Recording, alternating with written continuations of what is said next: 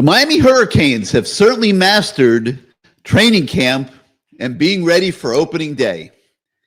Even though Sunday night's game against Notre Dame improbably came down to a last-second kick, which Carter Davis defied all the doubters and nailed through the uprights, the Hurricanes certainly had enough great moments in that football game to serve notice to the college football world that they're going to be a factor this college football season.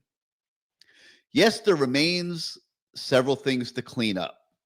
Some of them are schematic, some are strategic. And I know that a lot of those are going to come up tonight as we embark on this new edition of CaneSport Live. But beating the number 6 team in the country on opening night is nothing to take for granted. Miami had not beaten a top 10 team since the 2017 season. The voters in this week's AP poll certainly appreciated the Canes' effort. The Canes climbed from number 12 to number 5 in this week's rankings.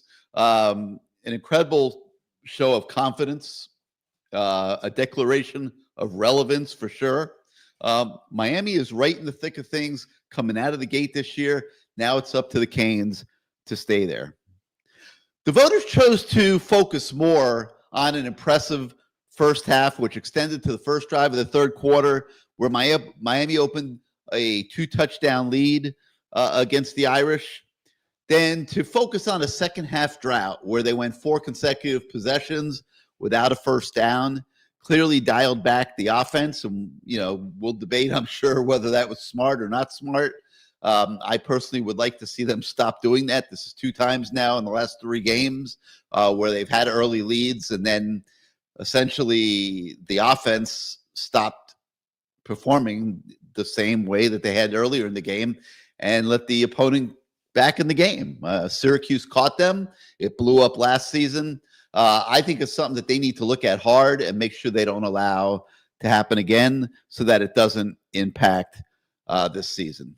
But Miami gets the ball back with 3:19 to play, marches down in workmanlike fashion, was playing for a field goal, which is an interesting fact that came up when we met with Shannon Dawson on Monday. They had confidence in Carter Davis and the way that he had developed through the spring and through the fall. You'll remember in the spring, he beat out the presumed kicker for this year, Abram Murray, sent him to the transfer portal. The coaches, wisely, quite honestly, when you consider that Carter Davis had only made 4 of the 11 college football field goal attempts that he had taken to this point in his career. They brought in Bert Auburn from Texas, a guy that kicked for 2 years for the Longhorns and, struggled at the end of last year, but he was in the portal. They grabbed him to come in and compete with Carter Davis. Carter Davis beat him out too. So faced with this situation, and, we don't want to be drama queens here, but this was a season-shaping situation on Sunday night for sure. They had confidence that Carter Davis would make the kick. They played for the field goal, and voila, he nailed the kick right down the middle, and euphoria engulfed the 305, and a happy ending to just a crazy set of circumstances at Hard Rock Stadium the other night. Sports often find a way to end in nervous drama, and I know that promises to make this a very animated edition of CaneSport Live tonight. But hello again, everybody. I'm Gary Ferman, the publisher of CaneSport.com, and I welcome everybody to the People's Show, CaneSport Live. As always, it is your show. It's going to be driven by your participation. If you've pre-registered with us, you're in the studio, ready to come on the show. If you're a newbie and you would like to come on the show this evening, all you have to do is email us at CaneSport@yahoo.com. I'll go ahead. I'll put that up at the bottom of the screen right now. It's CaneSport@yahoo.com. You shoot us an email. We will shoot you the link to the studio, and you can come on and be a part of tonight's show. Let's start out by bringing my partner in crime at CaneSport, Matt Shodell, into the asylum here. And, Matt, it was a wild night for sure, way wilder than it looked like it was going to be. I really felt watching that first half that Miami was 2-3 touchdowns better than Notre Dame. I really did. And, they call it the middle eight for a reason. It's a critical part of the game. They executed it perfectly. They scored on the last possession of the first half. They scored on the first possession of the third quarter. It looked like the Canes were going to sail nice and easy, but somehow sporting events between two good teams, we see it everywhere. The NFL, the NBA, hockey, it doesn't matter. You put two good teams together on a field or in an arena, there's a decent chance that by the end of the game, it's going to be a tight contest. This one found a way to be a tight contest. Took a lot of things. Took the Miami offense going into a shell. It took Notre Dame hitting an almost perfect, to that point, Corey Heatherman defense with a 62-yard pass on a coverage bust. Way too similar to the kind that we used to see last year. And then, the Irish gutted it out and found a way to tie it. But Miami very confidently and very capably goes down the field, wins the game. Carter Davis nails the kick. Matt, your thoughts on everything that we witnessed on Sunday night? I mean, that's a lot. How much time do we have? We have time. The big picture continues to be what we thought it would be. I mean, it was a weird opener because usually there's a lot of things that you're wrong about, for sure. And usually there's some things that I'm wrong about, but there was so much that we were right about, which is weird. Like Malachi Toney, we've been saying it since the beginning of first week of fall. Like, this guy has to play. He's going to be a monster. He's unbelievable, right? Carson Beck, we've been saying ever since we saw him throw, like, this guy's for real. He's NFL arm talent. He's going to be just fine, despite what other people were saying on the outside, right? The wide receiver room I listed as a question mark, so I guess that was a pleasant surprise. I never said they were bad, for the record, right? I said they could be bad. They could be really good. We don't know. They're really good. Like, I said that on the Good Morning Show. I said, to me, I'm convinced. Like, that is not an issue whatsoever. The receivers looked great. And we still haven't seen Josh Moore explode, which he will, believe me, okay? That receiving core is excellent. We knew the running backs would be good. We knew the offensive line was a strength. I posted the week before the game on the message boards, would I be crazy to say that Miami is going to run for more yards than Notre Dame? And people were like, yeah, you might be crazy, but not because of that, just because you're crazy. But as it turns out, they did run for more yards than Notre Dame. We were saying this Miami defense is going to be really good compared to last year. Maybe a top 30 defense, we were saying. Maybe even top 20. It sure looked like that. We were saying Corey Heatherman's system is much easier to understand. There wasn't any more miscommunications. Like, all these things that we said for 4 weeks, usually a lot of them, the big picture stuff we're talking about, a lot of them don't shine through in game one, right? And we're idiots, right? But in this case, everything was on point. Because Miami was on point, right? The things that we thought they could do, they did do. And oftentimes for the last 22 years, that hasn't happened because guess the last year, I said this on the morning show, I'm sure nobody watches it because why should you? But the last time Miami had a top 30 offense and top 30 defense was 2004, okay? Gary was 65 years old back then, so he barely remembers it. But that's how long ago it's been since Miami's been relevant. And that's scoring defense, scoring offense. Somebody said, Miami was 27th in defense last year. What are you talking about? The stat that matters is the scoring defense and the scoring offense, because that means you're dominating people when you're top 30 in both of those, okay? That's what was in 2004. So this program continues to be on the rise, right? And I said it 2 years ago, and I'll keep saying it. It was going to be a rough first 2 or 3 years.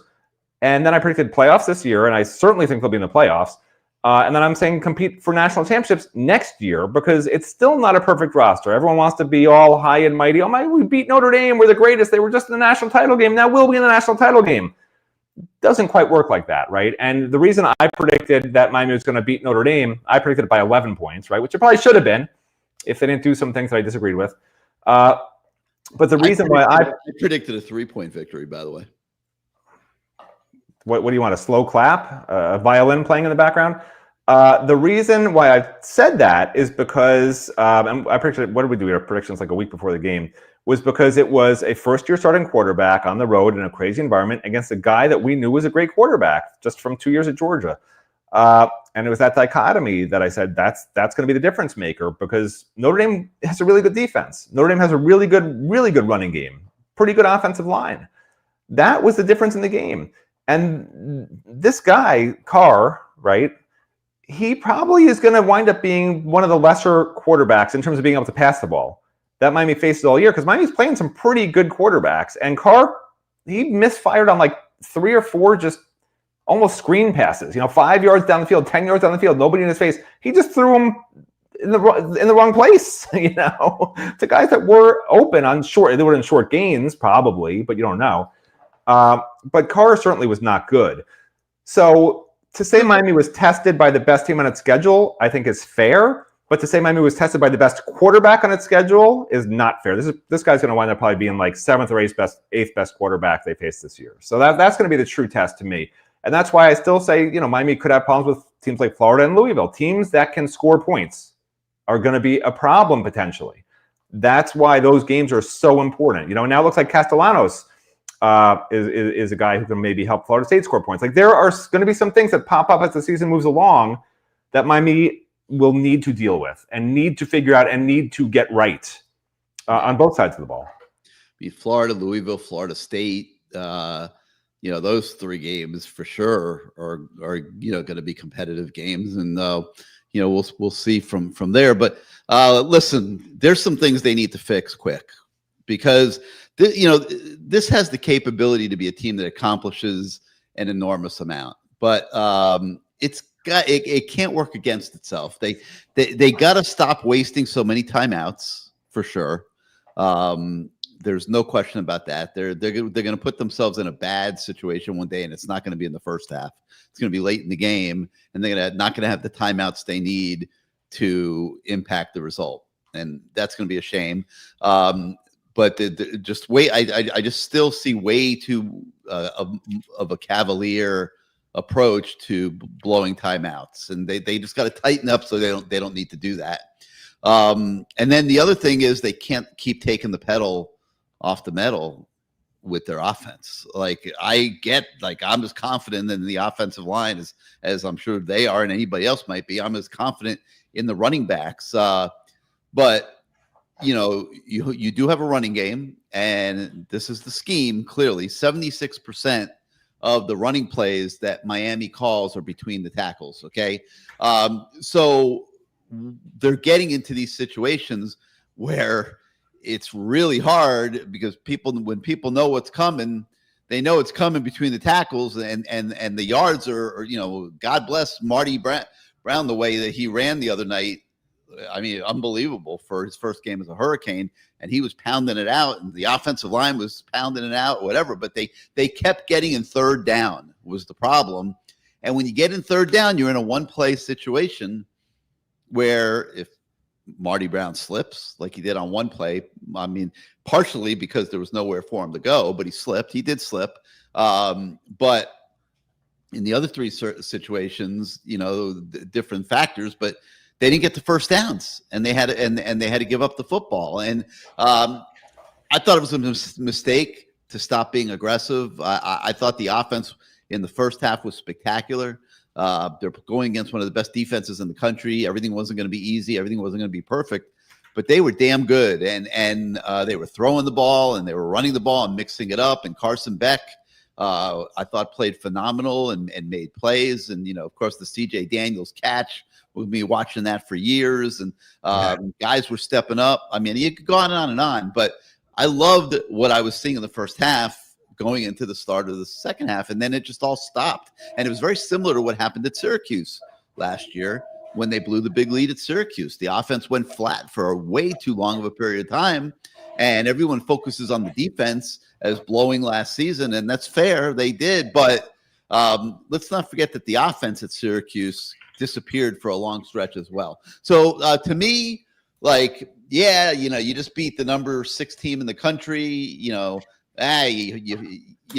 criticize anything or point out anything that didn't go perfectly. Maybe you're being a little bit harsh. You're being a little bit of an idiot. Whatever. I don't look at it that way. Okay, this is high stakes stuff that we are going to be watching this year. This Miami Hurricane team belongs in the college football playoff this year. It belongs in Charlotte, playing probably Clemson for the ACC title. That's it, man. There's nothing lower than that is going to be considered acceptable for this season. This team is good enough to get that done. They can't get in their own way. All right, if you're not in the queue or you don't have the information already, remember, email us at canesport@yahoo.com. We're going to go out to you guys now. I'm going to do this a little differently tonight. I'm going to start with Adam. How about that? Adam. Hey, Greg, how are you? Hey, Matt, how are you? It's Gary. It's not Greg. Greg is the caller. I'm Gary. Gary. And Matt. Sorry. A couple things. I prefer when you call him Greg, actually, but that's all right. You look you look like a madman with that hair. So thank you. I guess it's only okay if you act like a madman when you come. No, I'm not going to act like some of the callers on the Feinbaum show going off on after Alabama left. It was hilarious, by the way.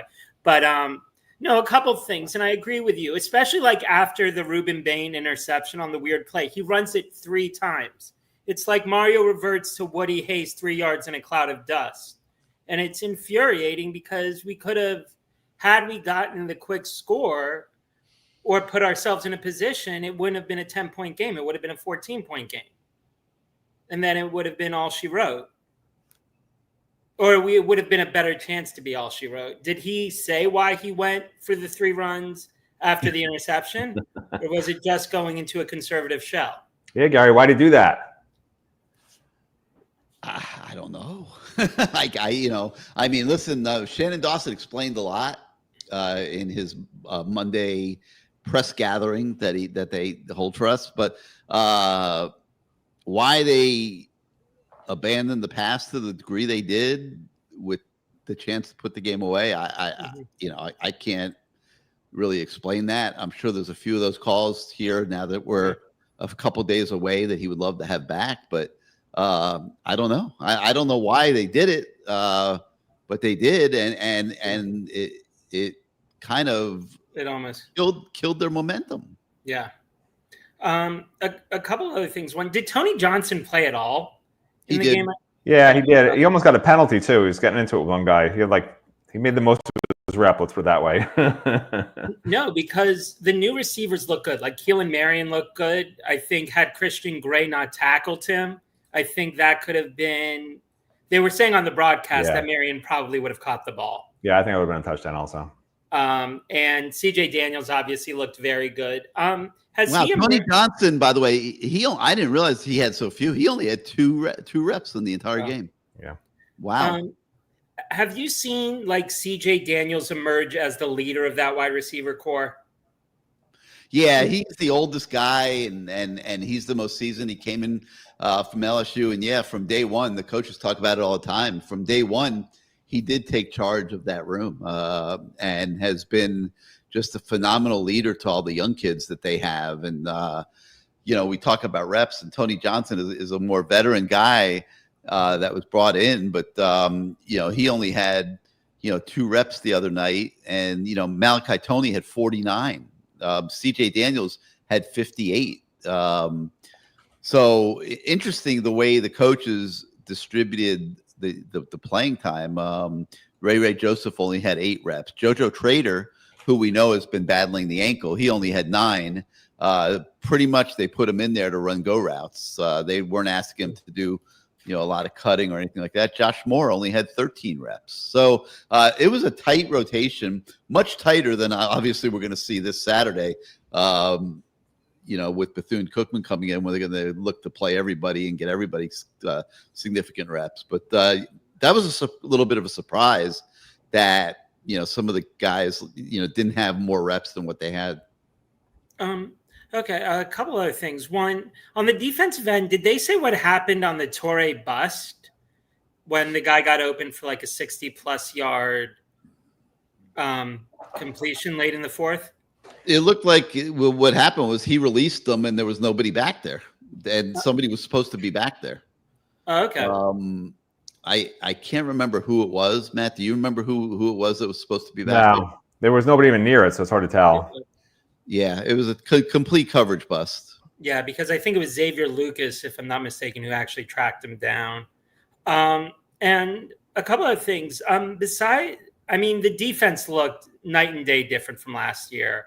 Xavier Lucas looked good minus the 10-yard cushion. Have you seen the secondary really gel together in such a short time over camp with Poyer and Thomas? And enormously. I mean, enormously. They've been unbelievable all through camp and all through the summer. And I didn't think that they had, any real letdown other than that one play last night either. I mean, you had Damari Brown, who, still battling some issues, but he shows up on game day and he's blowing up bubble screens and creating interceptions. And that was not the only bubble screen they blew up in that game. They blew up a few of them. And I thought the coverage was sensational. We saw Scott making plays. I thought that Jacoby Thomas was sensational for the most part in the game. And, OJ Frederic gave up one pass, but he was pretty good. I mean, the secondary is the strength of this defense this year. And I liked what Mario did. I think it was on the last couple of plays where I think the front four was all D ends, right? Blount, Lightfoot, not Scott, Messidor, and Bain. Is that something they're going to do more like in passing situations, just put in 4 D ends as the down linemen?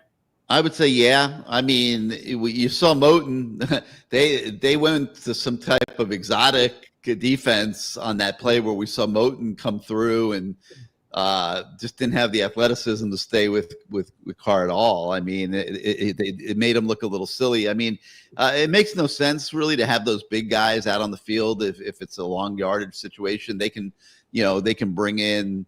A Blunt, for example, and they can bring in a Lightfoot and put him with Messidor and Bain, and that gives them a pretty good front four up front. And Blunt was playing predominantly tackle anyway. So, did he play tackle in high school, or was he in? I think he was predominantly an end. I mean, okay. But obviously he can play tackle and can go inside. And that's probably where he's needed right now because of how good Messidor and Bain are. If you can get him on the field with Messidor and Bain, and even Lightfoot's coming on really well as an outside rusher too, you can get all those guys on the field at the same time and move them around. What I loved was the way Corey Heatherman was moving them around. It wasn't just like Messidor's on the right side, Bain's on the left every single play. They were moving those guys around so that the offense never could get comfortable in what they're doing. And, you're assuming that they're scheming to stop Ruben Bain. Well, that's not as effective if you don't know where Ruben Bain's going to line up on a given play. And he and Messidor are lining up in different places, creating confusion and problems, to block. True. And last point on recruiting, are we actual players for like the flip candidates, the James Johnson, the Derek Cooper, the Calvin Russell, the Justice Fitzpatrick? Even Anthony Jones, I heard, are we actual like players, or do you think some of them took the game to Notre Dame just to say, oh, I'm interested, but it's a free trip to a great game? Miami will be an absolute player till the very end on all those kids. You lay it all out there right now in August, and all you're doing is setting a target for everybody else. The time to close is December with some of these kids. You have 2 different kinds of kids. You got the kid that just knows he wants to go to Miami. He commits. He's solid. There's no drama. He shows up in December on the signing list. No issues. And there's the kids that want to play the game. They figure it'll get them more money in the end. In some cases, they're absolutely right. It does. And they'll commit to somebody because they want to get more money out of the school they really want to go to. There's games like that are played. So it's usually one of the two. And if you're a good enough player, you can get away with it because they'll take you no matter what. Yeah. If you're not a good enough player, you might not want to play that game because they'll move on to somebody else. Okay. Well, thanks for taking my call. Have a great rest of the show. Yeah, thanks for getting us started tonight, Adam. Always a pleasure to talk to you. We'll see thanks, Greg. Appreciate it. Good job, Greg. Great questions, Greg. We'll see you next week. I'm gonna have to bump you from the studio, so if you want to watch the show, just come back on the front side. Okay.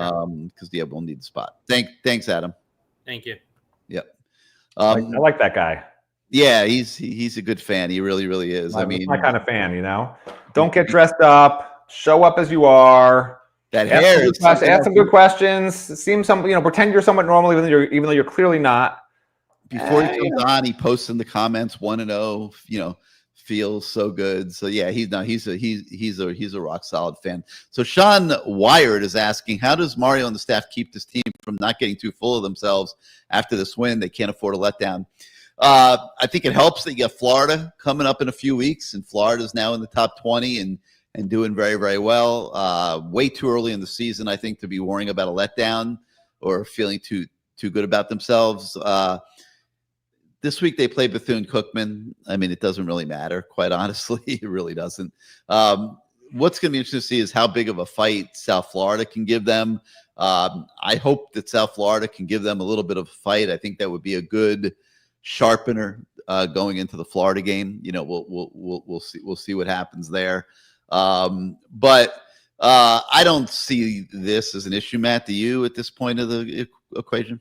No, I mean, the reporters are always asking this, right? I mean, Mario was asked in the press conference, how do you keep the team focused against Bethune-Cookman? It doesn't freaking matter if they're focused or not. The score is going to be 90-0. They just lost to FAU 48-9. This is a game, and I was actually talking to a booster about this. They shouldn't even play Carson Beck. Like, God forbid some person on Bethune decides to do a late hit on Carson Beck's knees. Like, it's not worth it. This game is already over. I don't know why they schedule it, whatever. I don't care. But I would just start all second teamers. This team's too. I would give Emery a half. Give Emery a half, Judd a quarter, and Luke a quarter. This team doesn't have the depth where it can afford to have a single starter hurt. I mean, you saw how good the starters looked against Notre Dame, right? Do you want to lose any of them to Bethune? Even if you play one quarter, you don't know. There are non-contact injuries. There are guys at Bethune that this is their Super Bowl, and they are going to do anything, bite, claw, whatever, rabid animals do. Like, they will do whatever it takes to try and not look terrible against the top program they play all year. I start all second teamers, and I let them play the whole game with third teamers mixed in as well. Yeah, and I play each quarterback, each of the backup quarterbacks. I play for a quarter, and then the final quarter is hand the ball off. Yeah, they'll want them out there for a quarter to a half, but I would not even do that. I'm telling you. Can you imagine if Mario plays Carson Beck for a quarter and he gets hurt and misses the Florida game or something? He will be destroyed by Miami fans. Like, it's just not worth it. Maybe one series just hand the ball off if you have to start him, but I am not having him drop back once in that game. There's no need. No argument for me on that. All right, Papa Flex. He says, please don't open up with everything 305. I'm tired of his negativity. You'll remember everything 305. He predicts a Notre Dame victory on this show last week and got under everybody's skin a little bit. So, no, we didn't open up with everything 305, Papa, but we're going to bring him on now because he's got some crow that he has to eat. And Matt Shodell spent the whole afternoon cooking it up in his kitchen. Everything. I know you're audio only, so nobody can see you. But what hath you thou to say now after that Miami performance on Sunday? I was beyond impressed with our trenches. Bottom line, that's what it came down to. Okay. Protection was amazing. Notre Dame's got nothing but NFL draft picks on that other side of the ball. Just about every guy that was in the two deep is going to get drafted or make a roster somehow, some way. That team's got some talent. They withstood a couple of blitz packages. They did such a great job in their zone too. They're a pretty good zone team. They mix coverages pretty well, but overall, that's a great defense. And for us to not to totally dominate the line of scrimmage, but to control it for most of the game and put us in position to score. I felt there was only like one series that I was a little upset with in the first half. That was after the fumble recovery. I was looking for a little bit more in that series, but besides that, I thought they played really well. So the trenches for me was outstanding. I'm still a little bit concerned about the depth at D tackle. You talked about Armando having to play almost exclusively at D tackle. I think he only got like 3 or 4 snaps at end. One of those young bucks is going to have to emerge here pretty soon. But David Blade did a really good job of not only just holding his own but being disruptive. Yeah. Did pretty well in a couple doubles that he was able to break through. Ruben is just Ruben. He looks a lot more explosive, I think, this year than he did last year. I agree.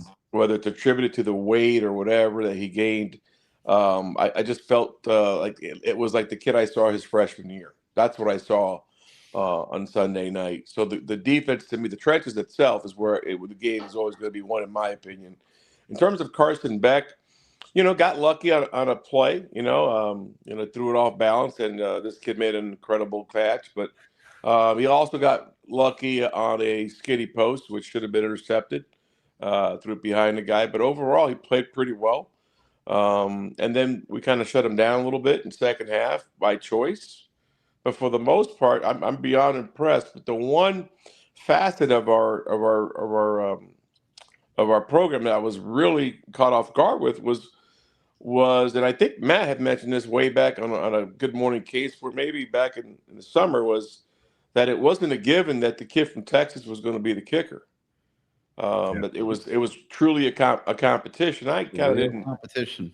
I didn't buy into that, to be honest with you. I'm like, yeah, the kid from Texas is going to be the kicker, and lo and behold, that's not the way it worked out. But I felt he not only did he kick the ball really well, but he was relaxed, didn't seem stressed at all, just going out there doing his job. So that's got to be a major compliment for the special teams coaching. The coverage is a lot better on specials as well. Got to the ball a lot quicker. So overall, that component of our game, of the three phases of our game, it was a lot better than I thought it would be. When you improve the middle of your roster the way that they have, your special teams are going to get better because you have better talent now that are on those special teams. And yeah, it showed. I agree with you. It absolutely showed. I mean, right now going forward, I still have concerns? Absolutely. On offense, you really have, and I know Matt mentioned earlier that we've got a fabulous wide receiver room. I'm still not buying into that because there was one thing that I thought we lacked. Other than one kid, there was only one kid that got separation. I know we're not going to face an outstanding secondary every week like we faced the other night. I get that. But the fact that there wasn't another guy that was able to go, unless it was a mesh pattern or something like that where you're coming across and they're switching up or they're in zone, there wasn't a guy one-on-one on a perimeter that really was able to beat a guy. JoJo went ahead and had a good go of it, and then the kid, I think the kid from Notre Dame fell down, messed up his shoulder a little bit, whatever. But other than that, on that go, I didn't see much of that, and you're still going to need that. So that's still a concern for me, is there isn't a guy that truly separates. The young kid from West Broward High School, I was very impressed with him, but he's still young. It's going to take him a while. So if your best playmaker is a 17-year-old, that's still a concern. You've got to have another guy that puts pressure on the defense and can take the top off of the defense. And right now, I don't think that guy has come out yet. I don't know if that guy has made his presence. Hopefully, through competition, it'll get there eventually. But right now, I'm still concerned with that. In terms of the kid from LSU who was at Liberty before, C.J. Daniels, I think the best thing that I've heard the last 2 days or last 3 days was how he's in charge of that wide receiver room and the leadership he's pretty much put on those guys, and how he's impacted the 17-year-old kid who's acting like a professional, according to Mario, according to Coach Dawson, and you've heard it from other people in the community forever. But very impressed to see that kid. But you need somebody else to step up, and that's still a concern. Our linebackers, Toure, I think, does a really good job against the run, but in pass coverage, he's always a step and a half slow. He gets exposed pretty easy. The kid that impressed me the most was Popo. Great. He played phenomenal. He played within the system, and then right behind him, I know his snaps weren't the same, but Chase played very well, and Wesley did his typical Wesley, very steady Eddie kind of guy who's not going to make a mistake to get you beat. He's become very, very steady. Very steady, and I know Damar has been with that toe. And Gary, I know it's going to be something he's going to have to deal with for the rest of the season. He was in North Carolina a couple of weeks ago trying to see that specialist up there. But, man, he just it's not just how big he is, how strong he is, how impactful he is. It's how smart the kid is. Yes. I mean, he's really the complete package. So I'm hoping he stays healthy. But yeah, we still have some concerns. But for the most part, is it a top 5 team right now? Kind of make an argument against that. So they've earned your support. They've earned your belief. Absolutely. All right, good. Absolutely. I'm sure everybody's very happy to hear that. Absolutely. Now, do we know that Notre Dame's going to, win the next 11 games? I don't know.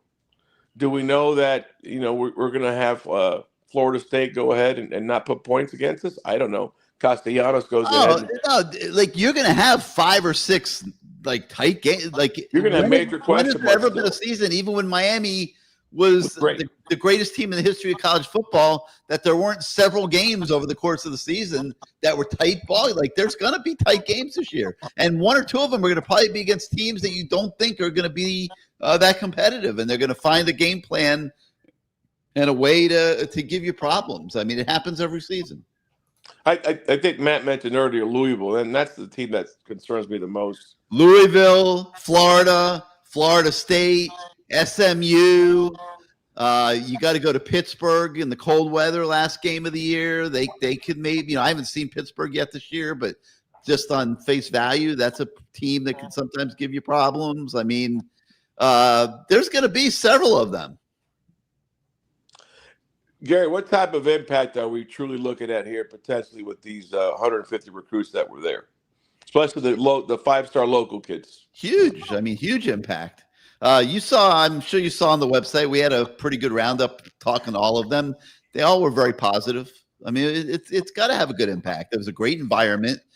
Miami played great against Notre Dame. I mean, we couldn't have gone any better, really. I mean, I know the second half wasn't picture perfect like you'd want it to be, but they certainly couldn't have left not entertained and not feeling good about what they had seen. All right, everything. I got to let you run. Thank you, guys. Have a great night. Good to hear that you've come full circle on us, and we'll look forward to hearing your positivity as the season goes forward here. Well, I can positively guarantee you that Carson Beck will start on Saturday. Okay.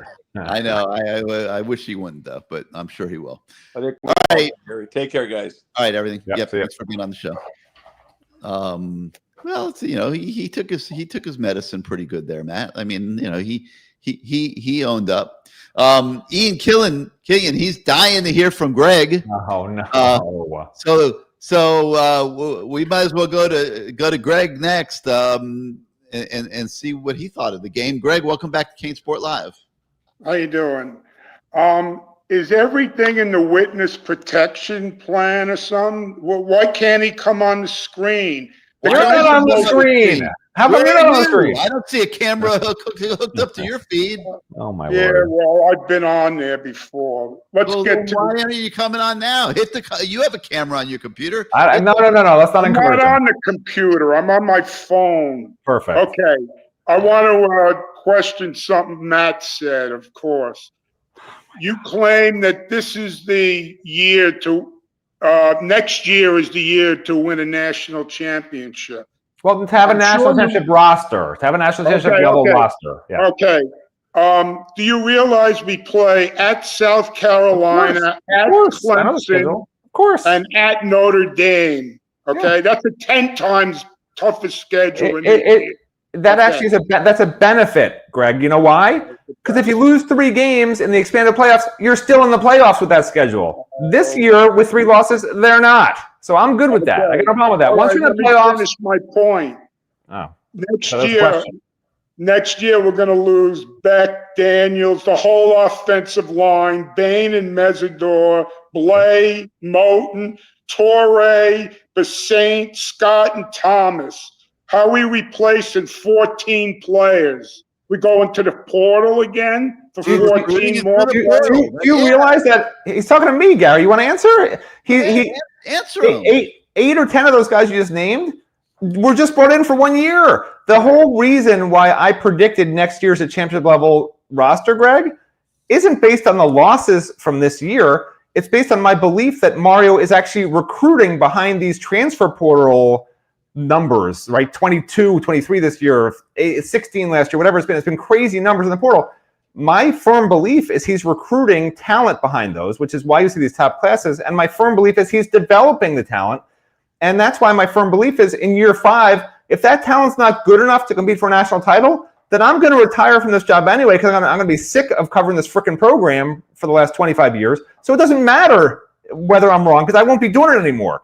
So yeah, he better freaking be competing for a national title with all the work he's put into these recruits and landing this talent and the coaches he's brought in to coach them up. Because if by year 5 you're bringing in 11 starters from the portal again for as 1 year free agents because your roster's not ready yet to play, then I'm just done. Like, I'm not living. I don't like college football where your entire roster is FSU every year, and it's like you don't know who the hell you're rooting for except for some guy who's playing as a mercenary, doesn't even love your program, and just wants NFL money. Wake up, Matt. Wake up.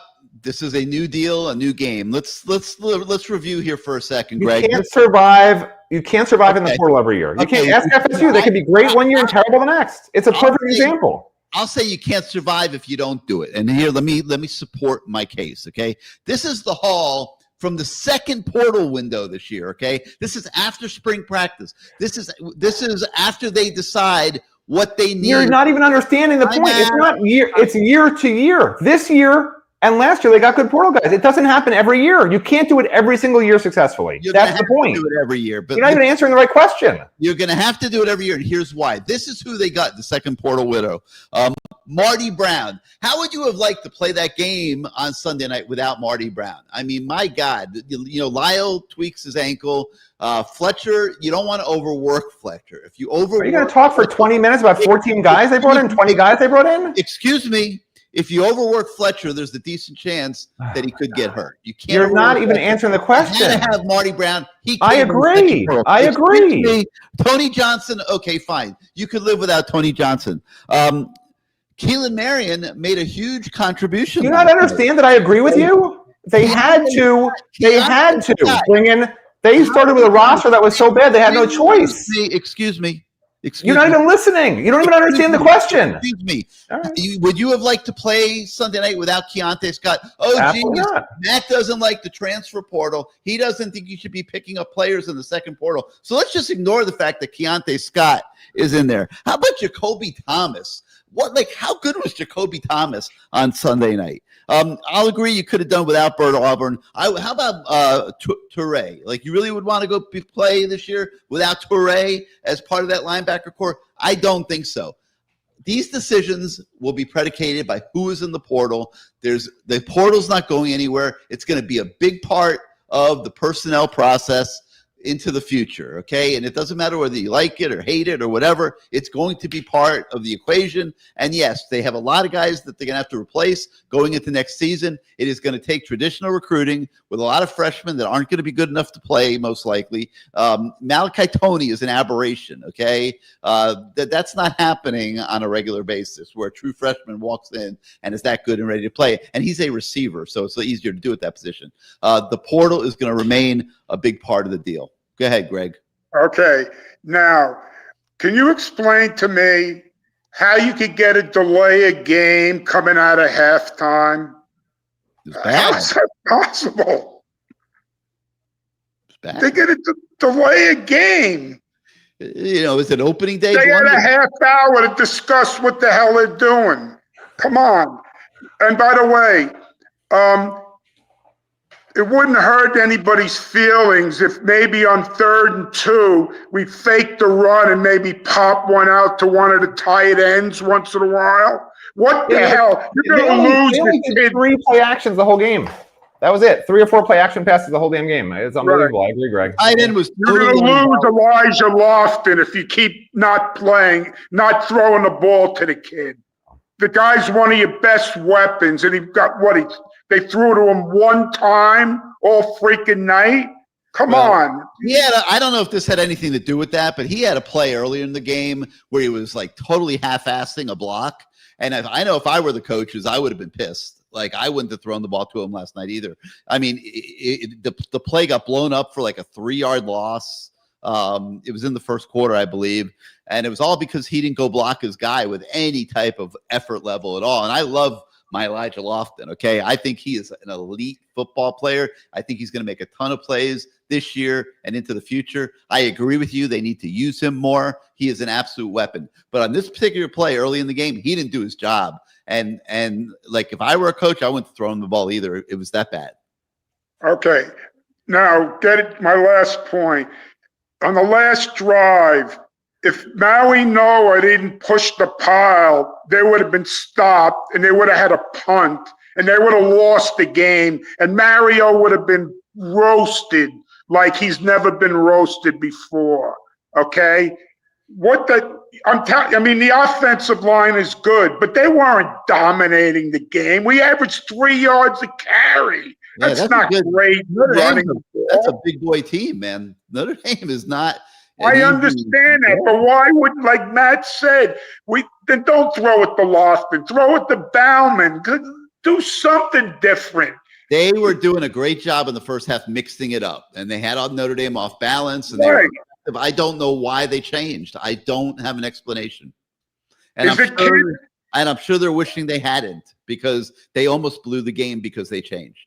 Are you ever going to get a top 190-pound running back with that running scheme, run up between the tackles every play? All right. Wait. Now I got to stop you, because I did a lot of research on this. Okay, that running scheme, was number 2, the second best running scheme in the country last year, and they run between the tackles 76% of the time. Okay, the only team in the country that runs between the tackles more often than Miami is Baylor. Okay. They averaged 5.7 yards a carry last year, running between the tackles. And like I said, it was number 2 in the country. And like, I get it. Like, and it's a big pet peeve of the fan base and everybody. We hear this. We've heard this for 3 years now. And it's a constant topic of conversation. Why aren't we seeing more toss sweeps? Why aren't more running plays going to the outside?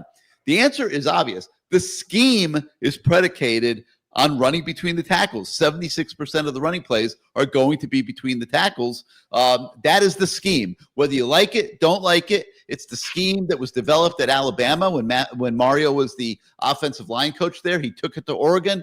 He brought it to Miami. He and Mirabal have become experts in this scheme, and that is the running scheme that you are going to see Miami have as long as Mario Cristobal is the head coach. Okay, the only thing that can stop Dawson has been a convert into this scheme, and to his credit, he has evolved. He is not an air raid offensive coordinator anymore. Okay, he has learned the benefits of the running game and how to integrate it with his air raid passing concepts. Was he overbaking it in the second half last night, whether it was him or rather Sunday night, whether it was him or whether it was being dictated by Mario? Yeah, they probably overbaked it a little bit, but that's their running scheme. Okay. And that's not changing. And they have been extremely effective with it. Like I said, there was only one team in the country that was better running the football last year than Miami. But how about some variation? Do something different. Throw a pass like we discussed already. The only guy who can stop. Like what they're doing is effective. So it wasn't that effective in the second half. It was terrible. We didn't get a first down for 4 series in a row. Why wouldn't you change something? Well, I don't disagree with you, but they weren't executing on third down. But if they're running the ball, most likely it's going to be between the tackles. Okay, there's only one person on this earth that can stop Miami from going to the playoffs, and his name is Mario Cristobal. With his stubbornness, okay? He's a great recruiter, great guy. His game day coaching leaves a lot to be desired. Have a great week. All right, Greg. They got to clean up the timeouts. They take way too many timeouts that they end up not having at the end of halves and the end of the game. They got to clean that up for sure. They got to stop taking the pedal off the metal on offense when they get a lead. Okay. Beyond that, the team looked pretty damn good against one of the best teams in the country. And I think when this thing's all said and done, Notre Dame will be a playoff team. I really do. And I think that's a really good team. I think their quarterback's going to get better. It was a great opening night test. They were ready for that test, Greg. And, I mean, we'll see what happens. And I get it, man. Everyone loves to beat up on Mario. Somebody was doing it on social media today and created some stupid post that went viral. Last time I checked, it had 850,000 views in a few hours this afternoon. Somebody trying to clown Mario and say that that he was confused about something, whatever. I mean, everybody loves to beat up on Mario. There are things they need to clean up. Absolutely. That football team that showed up at Hard Rock Stadium on Sunday night was pretty damn good. He's put the whole damn thing together. Okay. So, I don't know, man. He's given this fan base a pretty good product, way better than what we had prior to his arrival. That's all that's all I'll say. All right, Greg. Hey, thank you so much for being part of the show, and we'll talk to you next week. Thank you. Yep.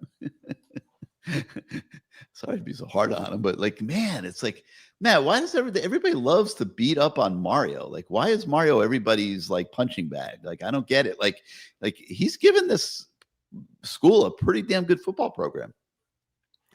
Yeah, I mean, I'm not here to bash Mario or praise Mario. I'll just watch what he does. But the reason is obvious why fans have the question is because of the past track record from Oregon to Miami. He's had some moments that weren't so great for a head coach, time clock management wise. That's why this stuff comes up. If it was some other coach, nobody would even dare to post that on social media. It would look ridiculous, right? But with Mario, they want to use the history of it. And by the way, I'm just going to quickly, if you don't interrupt me, I'll quickly explain what I was trying to say, because you didn't really, you sort of misrepresented what I was trying to say.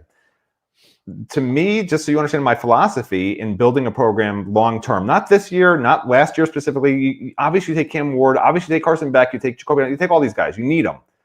My point is, you have to get to a point where you don't need them, because if you're the FSUs of the world, you can win every game in the regular season and then go to a 2-win season because you got the wrong 20 transfers that year, and then go back to this year and you got the right 20 transfers, you're good again. And then next year you got the wrong 20 transfers. When you build a program through recruiting, it's so much easier to already know what you have. And you have that base, a big base. And okay, we need these 5 free agents, these 5 top guys, because this big base, that's all we're missing. Not, we need 11 new starters every year. Because that's what they did this year. They needed 11 new starters, and they got them in the portal. I'd like to be at the point where they only need 4 or 5.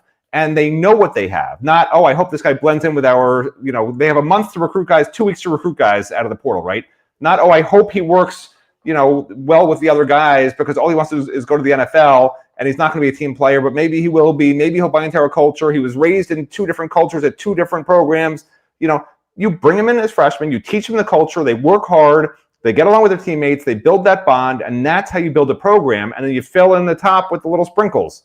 The free agents. That's my vision for the long-term success of a program like this Miami team should be eventually, with Mario being such a great recruiter. Now, if Mario sucked as a recruiter, I wouldn't be saying this, but his strength is recruiting and development. That is his strength. If he stops playing to it and does what everyone else does and just throws money at some transfers, some years it's not going to be so great. That's just my opinion. Yeah, but what if the guy that pops into the portal is just simply better than what you have? Like Dylan Day, I'll use him as an example. Dylan Day. There's always going to be guys that could be better than what you have. Well, Dylan Day was at every position, recruit, but you don't have unlimited money, so you have to spend even more money. Unlimited money. Here's my point. If you have a guy who's a little better than the guy you have, Mario's taking him. I want to get to the point where there's 4 holes they have in the roster, and they can outbid every team to get the best guy, that first-round NFL guy at all 4 of those positions. All that money he gave 23 free agents, or 23 transfers this year, right? Only a few of them free agents. All that money for 23 guys, it's now going to 4 or 5 guys. And you're getting the best 4 or 5 guys, right? They tried to get 3 slot guys who they didn't need, as it turns out, but they couldn't outbid anyone for any of them. They tried to get 2 defensive tackles. They couldn't outbid the other teams for those 2 guys. They will be able to do that once they have the core of these rookie contracts of high school guys that aren't as expensive, right? And you bring them along, they develop, and they're great. And then you go on to the NFL, and you replace them with other guys that have been in your roster, and you, again, sprinkle in the free agents. You can't live with 11 new transfer starters every year. Like, that money, the amount of money for that is absurd. Nino Francavilla is a decent center prospect. So is SJ Aftatuli. Very good center prospects. But for this year, Brockmeyer's better. You got to take him. Okay, Dylan Day, I was trying to use that. But next year, SJ should be ready. No, it'll be the same next year. So anybody who's a little better, you're going to take him in the portal. So let me ask you a question. Anyone who's a little better than what you have, you're grabbing in the portal. You don't care. You have to. Okay, so now your recruits leave. Your recruits don't come because now the reputation is You're going to be ready to play. They're just going to replace you with a portal guy. And now you lose in recruiting. You're not understanding the mentality of recruits. No. You can shake your head all you want. It's just the truth. These kids are making, 6 figures the day they walk in the door. Guys are not coming to Miami to sit on the bench behind. Guys are not coming here to sit behind transfers. I'm sorry. If they're marginally better than the guy there, that's the guy you recruited and you developed. You got to trust those guys. The kids to get good enough. Okay, Dylan Day has progressed well since they recruited him traditionally, but is he as good as Jacoby Thomas? Absolutely not. Okay, is he as good as? You keep going back to this year. I'm saying no. Why do you keep going with this year? But Dylan Day is the number 3 safety. This year, you keep going to the wrong question. Just for the point of it, should I be playing? If it's Dylan Day versus Jacoby Thomas, of course you have to do it. My point is Dylan Day isn't ready. Yes. Okay. My point is Dylan Day is not ready. Of course you need a transfer. I'm talking about long-term how to build the program. Again, you're not understanding what I'm saying. Long-term to build the program. 10 years on the road, not this year. For the next 10 years. His system has to be third year, long term, whatever. He's never going to be good enough to be out there. Okay, that's whatever. obvious. I try to explain it, but you don't want to hear it. It's fine. Geez, I got to beat my head against the wall. You're not listening to what I'm trying to tell you. With Ray, rather than try to get somebody better. Like you can't. I'm not singling out Ray. I'm just saying. You keep talking about this year's roster for some reason. It's not about this year. I don't understand why you keep talking about this year. You have to put, and it's not going to change. As much as you want it to, it's not going to change. You have to put the best team on the field that you can. So then why are they even recruiting players in high school, Gary? Why? What's the point? As backups? Because Mao and want to be backups? Because Mao and Noah is good enough, and as Cooper is good enough. I'm sure you can find people better than Sampson in the portal. You can find. There's always going to be somebody better in the portal than what you have. Okinola is good enough. Markel Bell, who you brought in, I know out of junior college, he's good enough. He's good enough compared to who? You can get the top player in the country at every position if you have enough money.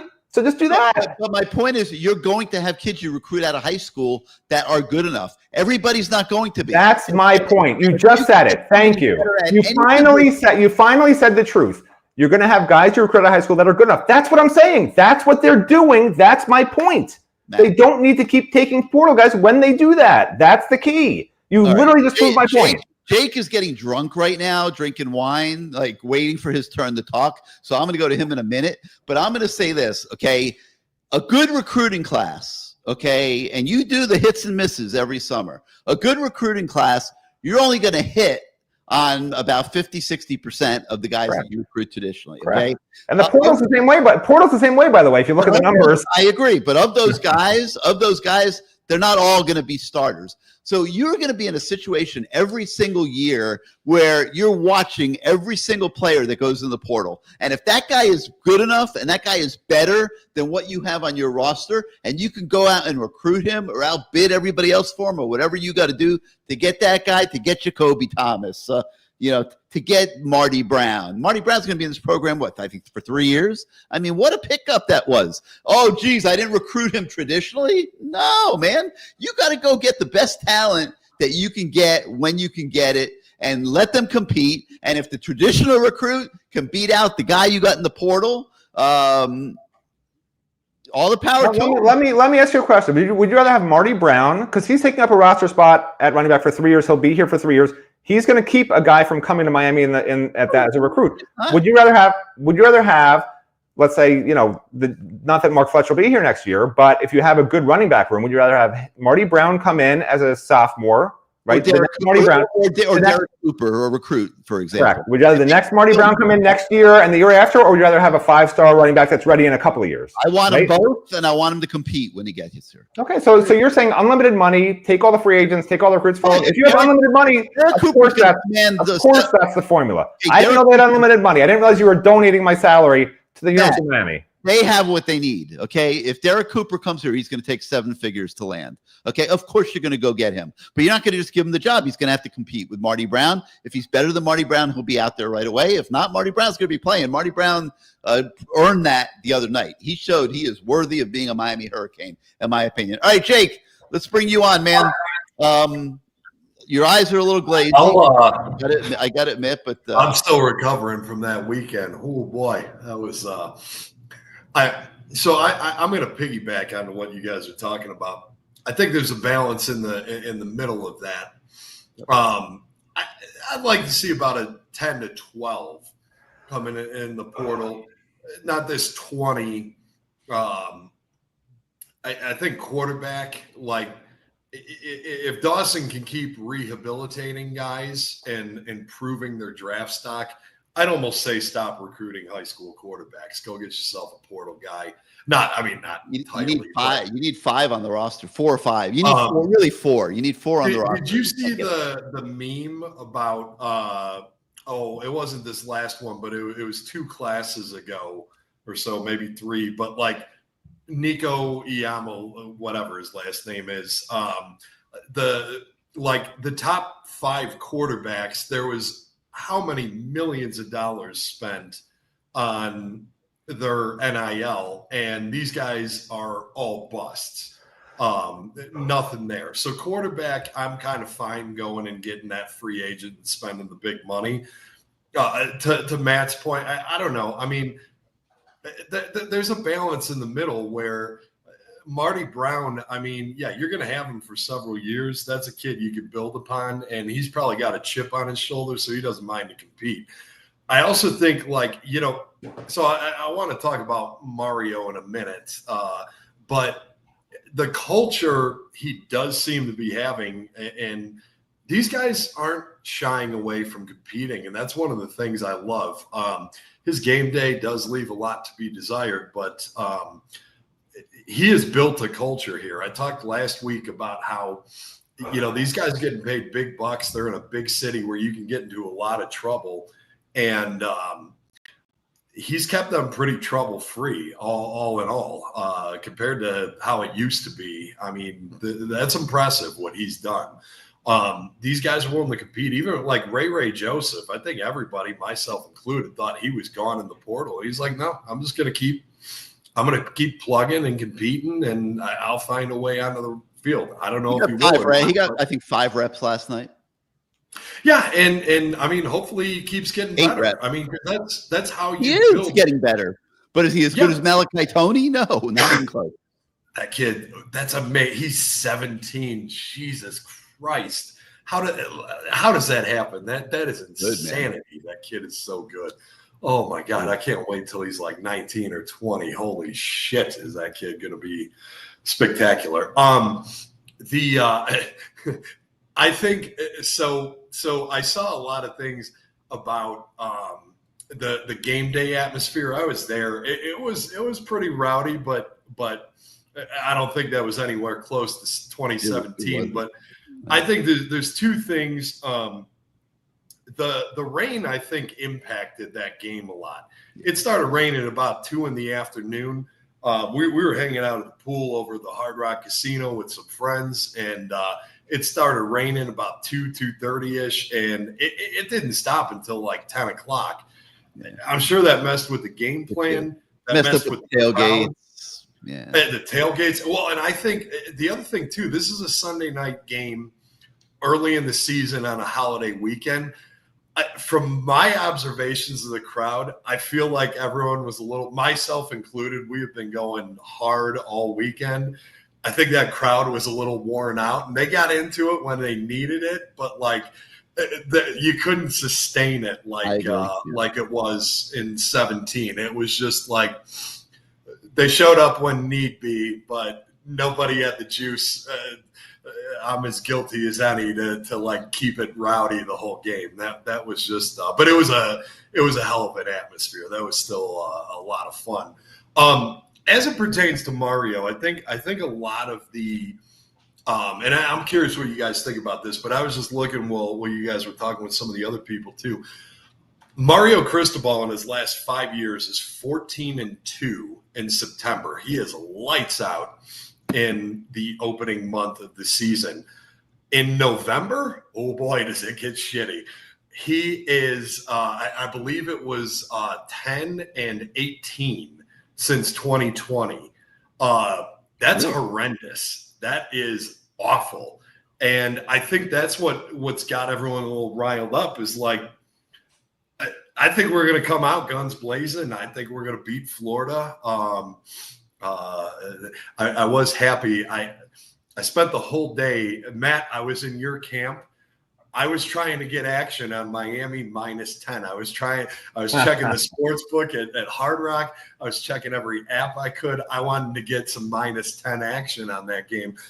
Hard Rock, all they would give me was -2.5, and boy, did that work out perfectly. Yeah, there I you was go. quite happy about it. But yeah, he has his team ready to begin the season. Nobody works harder than he is, but he is not smart enough, and he's too goddamn stubborn, and he doesn't change things up, and people figure him out as the year goes on, and he sucks in the last month of the season. And I think that's what everyone's worried about, is like, this team has got the talent. Can he turn the corner? Can he get us to that next level, that top 5, that really competing for a national championship? We won, and that's a great thing. I'm thrilled about it. But that game did leave a lot to be desired. Gary, you said it best. They should have won by 2 or 3 touchdowns. I thought they were 2-3 touchdowns better. Well, what happened last November was people figured out what Lance Guidry was doing. And Georgia Tech and Syracuse in particular really exploited it, and they got caught. Should have been a playoff team last year, no question about it. Going back to Oregon, I didn't realize Mario's record was that bad in the month of November. His last 2 years were horrible. I mean, he won a couple pack titles. I don't know. I mean, are you sure about? I haven't researched that number you're throwing out, but are you sure he lost? Well, I only included his last year at Oregon. 2020, he was a train wreck disaster. They started strong, and then he fell apart big time. They snuck into that Rose Bowl thing and beat up USC team. But 2020, yeah, he was 4-5, or he lost 4 of his last 5 games, or 3 of his last 4, something like that. And last year he fell apart. The year before, they lost 4 out of 5. The first year is what it is, but he now has a very consistent track record of, they start guns blazing. They beat the crap out of Ohio State at the. Well, they've mastered the summer and training camp for sure. Yeah, he knows how to get his team ready. He knows how to get his team ready for the beginning of the season. But it seems like his teams then stay stagnant. Everyone else gets better, and then he falls apart at the end of the season. And I hope that, but the point is, he is going to need to turn a corner in order for this team to take the next step. If you look at the teams that played, there's a lot of football to be played left. Our team, like Ohio State, lights out, but that quarterback sucked. He was not good. He's got the best receivers in the country, and he sucked. Mm-hmm.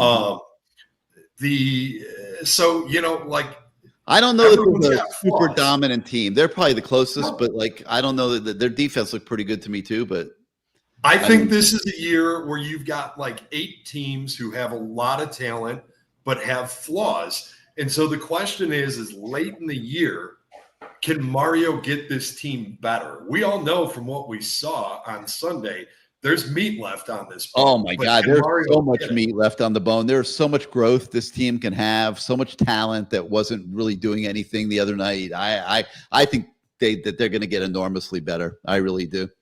All right, Jake, I got to get Matt to bed, man. Thanos. And by the way, Jake, look at 2018 and 2019 for Mario if you want to have some positivity. At Oregon. Yeah, I mean, I agree. The prior 2 years before he got here, yeah, they faded bad at Oregon for sure. Yeah, but it's just, he's got to get over that hump and improve the team as the year goes on. I think we got the roster to do it, but he's got to put it on paper and make it happen. So we'll see. All right, big Jake. game against Bethune. Let's see what those third stringers do. And give us a call next week with your take on this big tilt this weekend. Oh boy! Well, I'm looking forward to seeing some of the depth, because this team, that's what made the difference in this game. We had the depth. Notre Dame's starting talent was there, but we were able to rotate some guys in, and that last series we finished it out because Lightfoot was nuts on that last series, and Blunt even made some play. That made a big difference, and that's going to be a big difference. The middle of this roster is so much better than in years past. And I think that depth is what hopefully will turn that corner. I'm going to wait and see. I've been a big Mario critic, but I think with the middle of this roster and the ability for improvement, let's see what happens. I'll be interested. All right, Jake. Thanks for being on the show, Good man. time as always. Appreciate it. More wine. Have one for us.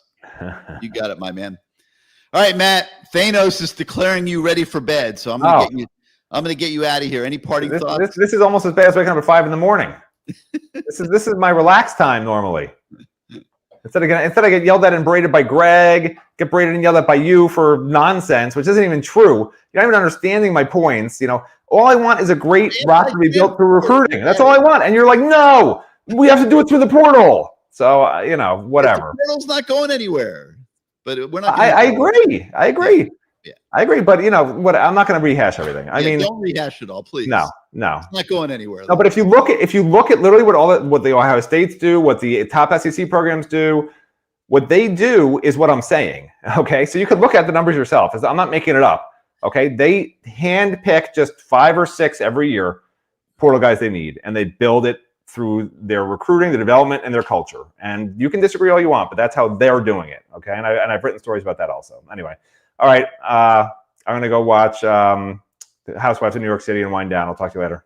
Wait, but 1 second before you leave. I'm asking. I'm trying to see if I can get this quick. I want to see how many players from the transfer portal that Ohio State took this year. This year, look at the last 5 years. I'll tell you right now. I have it right here. Let me just grab it up on my screen real quick. Let's see, Ohio State. Just give me 1 sec here. They added 8 players from the transfer portal. Okay, but hold on. You can't just look at 1 year, right? Because it's not a 1-year deal. I'm getting it up on my screen right now. Hold on 1 sec. Okay, here we go. Okay, so Ohio State this year took. Actually, I have 10 players through the portal this offseason. 9, because 2 were one's a walk-on snapper, one's a walk-on kicker. So they took 9. Okay. In 2024, they took 7. Okay. Okay. In 2023, they took 8. Single digits. Miami this year has a total of 2022, they took 3. Okay. Miami, okay, just compare it, right? Not a single year in the last 4 years have they taken more than 9. Okay, Ohio State. Miami has not taken less than 10, right? Miami in 2022 took 11. 2023, they took 17. 2024, they took 15. And this year, they took 19. So, that's just the other programs are just doing it differently, the top programs. And Mario's going to get there. He's going to get to that 5 to 8 range, right? Because he's not going to need to pay a fortune to those guys. He'll pay the money to keep the guys that he knows are going to be great, right? That are on his own team, that know how to play in the system, there's so many positives to having guys in your system multiple years, from knowing your schemes to knowing their teammates to helping with leadership, et cetera, et cetera, et cetera. And you can kick out the bad apples, kick out the guys who aren't working out, those 50%, and you can sign 105 guys in a single class if you wanted to. That's the new rule. So you can sign as many as you want, keep the top guys that are already in your program, add a few portal guys. That's what the Ohio States are doing, and I think it's the way to do it. All right, go to bed, please. All right. Bye, everybody. Thanks for making me miserable. More miserable than normal, Greg. He really does go to bed early. I mean, he's up at 5 o'clock working every day. The guy's insane. But anyway, Rodney Beard's asking, how did Abram Murray, one of the best kickers in the country coming out of high school, get beaten out by Davis? He was not one of the best kickers in the country. So I know he was supposed to be and was reputed to be, but wasn't close to that level. And Carter Davis smoked him in spring practice, just flat smoked him. But not to the point where the coaches didn't feel like they had to go out and get somebody else, which is why they brought in Bert Auburn from Texas. And Carter Davis beat him out this fall too. It's pretty damn good. And then he made 2 kicks on opening day. So I think we could say Carter Davis hopefully is on the incline. Hopefully it stays that way throughout the season. All right, I see one of our old time favorites back in the queue here, so I'm gonna bring him on next. Jake the Italian Stallion. What is going on, my man? We have not seen you in a little while. How you doing? Oh, I'm doing good. Can you hear me okay? We can. Okay, good deal, Gary. Yeah, no, I'm healthy for a change, 50 pounds lighter, and glad to be back and got a new job and just enjoying life. And nothing was Get closer to your mic watching the because your Canes voice Sunday just got night. bad. Move closer. Your voice, Closer? yeah, much better. You got to get Oh, closer to okay. your mic. Yeah, that's Good good. deal. Good deal. Now we can Yeah. really see you. Yeah. No, it was. I have to agree with you, Gary. I thought that we were at least 14 to 20 points better, and I hate to sound like a broken record and everything like that, but you were spot on. I mean, I was just not really impressed with them. I mean, they are talented. There's no doubt about it. But if you look at our team from top to bottom, we looked like an actual old Canes team. I felt like, and then going into the weekend, when you see most of like the offense other than Cam Ward and Arroyo get cut, they didn't make an NFL team. That we're just not quite there, but it looks like we've upgraded in certain positions. I mean, Malachi Tony, the fact that he was even looking at another school, he's worth whatever we paid for at this point. To be at that level, that's huge in my opinion. The other thing too is you look at a guy like what's his name, the Moore kid. He showed up. And I'm going to say this real quick. To counter Matt's point, I'm sorry you let him go. The truth of the matter is that I'll take this Marty Brown kid any day, because as far as 5-star goes, I remember that we were really all in on Mark Young, and he didn't do anything against Florida State, and he has been a bust in my opinion for Alabama. And it was between like him and Fletcher, I felt, unless you know something different, back in that recruiting class a couple of years ago. So am I wrong by saying that, Kerry? That look at what Brown's done. I don't know if maybe Mark Young's in the wrong system, but that was a 5-star that can't miss prospect. Yeah, I don't know. For some reason, your mic is coming in and out, but I think you're talking about Marty Brown. And yeah, I mean, that was a pickup that clearly is better than any of us really imagined. I mean, hey, you're picking up a running back from North Dakota State. He had great stats there, and obviously was clearly very good. But you had Fletcher, you had Jordan Lott, you got Pringle coming in, you got Wheatley, Humphrey, and this, to Matt's point, you're sitting there saying, why do we need a running back out of the transfer portal? Well, Sunday night we found out why we need a back out of the transfer portal. This kid's tough as hell. He was phenomenal, scrapping for extra yards on the inside. Wheeled his way into the end zone on a very critical touchdown in the game. Yeah. And he's improved as a pass catcher. I mean, this is a little bit more seasoned guy than a Wheatley, Humphrey, or a Pringle, who are both going to be very good players. I mean, Pringle's going to be spectacular. But you could see why they felt like they needed to bring him in. So, yeah, great pickup, great job by, Mario, Dennis Smith, and those guys. And, I think it's all good for Marty Brown at Miami the next couple of years. Yeah, and I think I got the mic situation figured out now. Can you hear me better now? Much better. Much better. Okay, I got it figured out now with the StreamYard. A couple of things that I did that I don't want to be overly critical. I mean, like we agreed that there was some points that were left out by Miami. I just could not understand, Gary. You got the crowd into it. You did great getting points before halftime. That spectacular catch by Daniels. Unbelievable. And it was number 1 on SportsCenter, by the way. I wanted to let you know that. I watched the coverage afterwards. I know you had your stuff at the media obligations, but then to get the points after halftime and just milk 7 minutes off the clock. I mean, it was fantastic. And what was a shame is the defense gets them 3 and out. Their defense is hogging air. And if it wasn't for Brown slipping on that 3rd and 1, I mean, I just wish that we had picked up that first down, because who knows, maybe we go down and score again and then it's over with.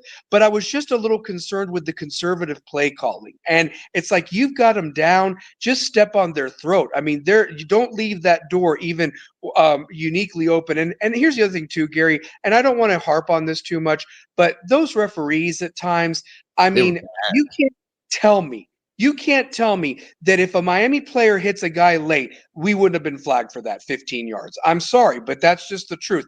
And Yeah. it's like, why are they're supposed to be ACC refs, but you're kissing Notre Dame's butt? And what, do you want them in our conference or something that bad? I mean, they have every opportunity to join our conference if they really want to be all in and not just the other sports. And yet I feel like every call that was bing, bang, boom, especially that critical holding call when it was a clear holding call on them. Those penalties should have been negated, and it's, replay the down pretty much, I mean, those were things that just stood out. But through all of that, for Mario to have the confidence in this kid for a 47-yard field goal with a wet field, you had a botched snap earlier in the game.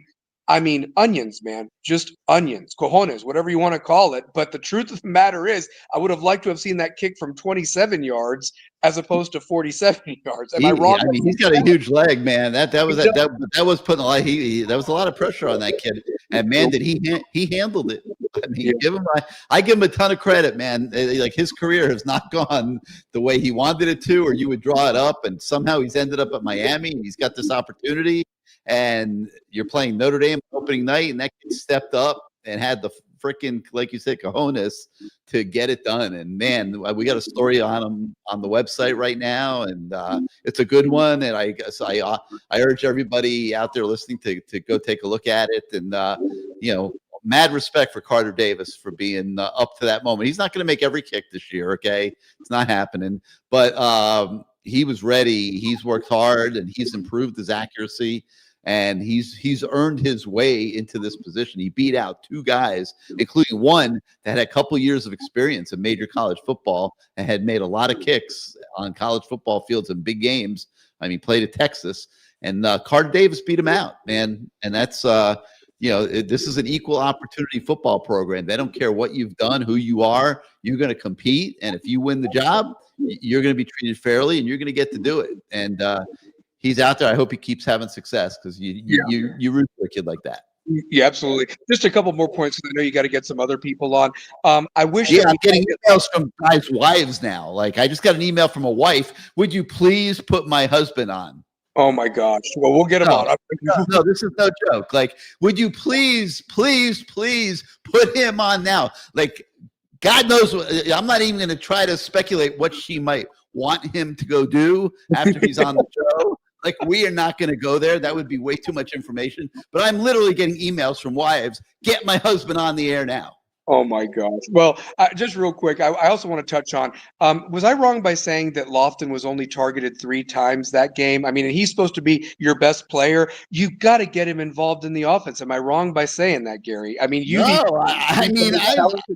am president of the Elijah Lofton fan club. I think this kid could be a Heisman Trophy. You could have tossed it to him in the backfield out of the H-back position. I don't know. Anything, man. Like, this kid, you have no idea how good this kid is. We haven't really seen that much of him. If he was 6'6", that would have been the number 1 player coming out of high school that year. If he was 6'6", honestly.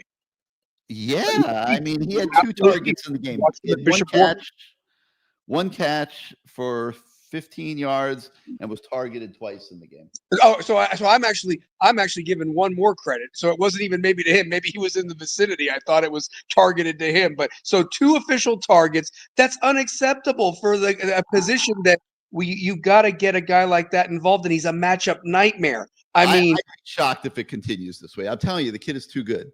He is. Beck, I thought, played great, considering, I mean, think about what he went through. I mean, the recovery, the lack of time of not being there, the mental that he's gone through. I think it was clearly unfair. I think it was sour grapes on Georgia's part too, because truth be told, if they had him, they probably maybe win the national title last year. If he's healthy, I don't know. That was a talented Georgia team that was kind of coming into their own at the end of the season before he got hurt. And realistically, Notre Dame didn't get to play the best Georgia, when that game happened. I mean, Gunner was not ready, and that's them and so forth. But I'm happy Beck is here, and I hope that he thrives. I love seeing that number 11 on him, the way he managed the game. It brought back memories of Dorsey, to be honest with you, going back that far.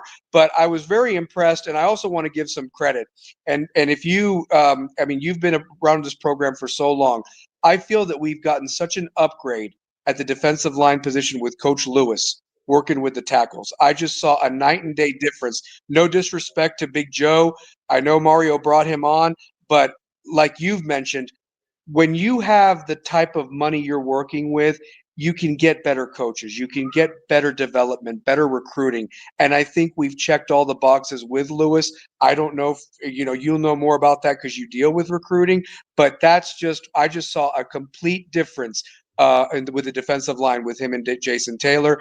I know there were like 100 plus recruits.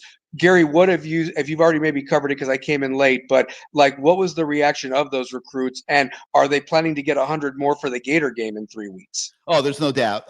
The reaction was great. We actually have a really good roundup. I don't know if you got to see it on the website.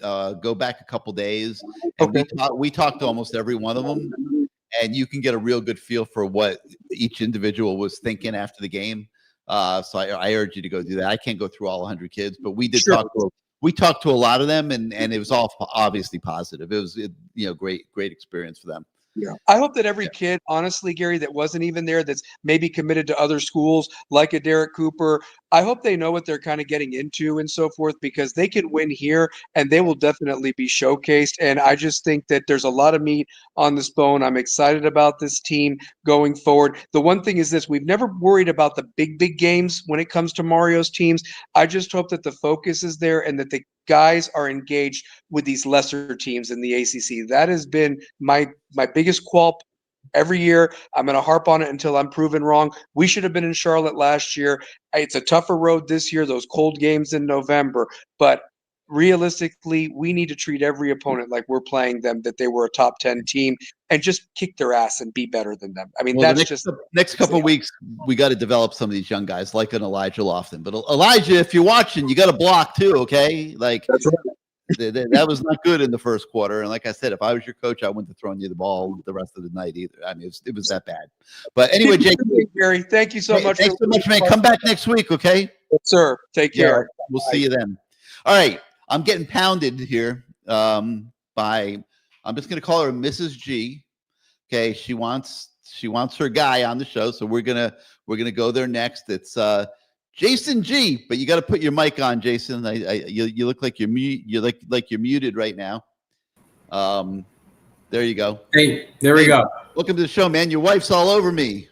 I don't think I think you got the wrong guy. No wife, but I'm happy to go. So I'll double check. Go ahead. Start talking. I got to double. I thought it was your wife. Maybe my mom is angry. Do you know somebody named Nancy?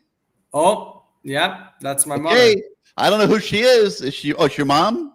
Yep, I'm in big trouble with my mom, I guess. Oh, my mom's okay. Well, then your mom. I thought it was your wife, but it's your mom. My mom can't fake. My mom's texting me throughout the game, asking what the DirecTV password is when the game is tied 24-24. But when it comes to getting me on CaneSport Live, I guess she's got no problem with technology. She's like, get Jason on the show. So here you are, man. I hope you got something good for us.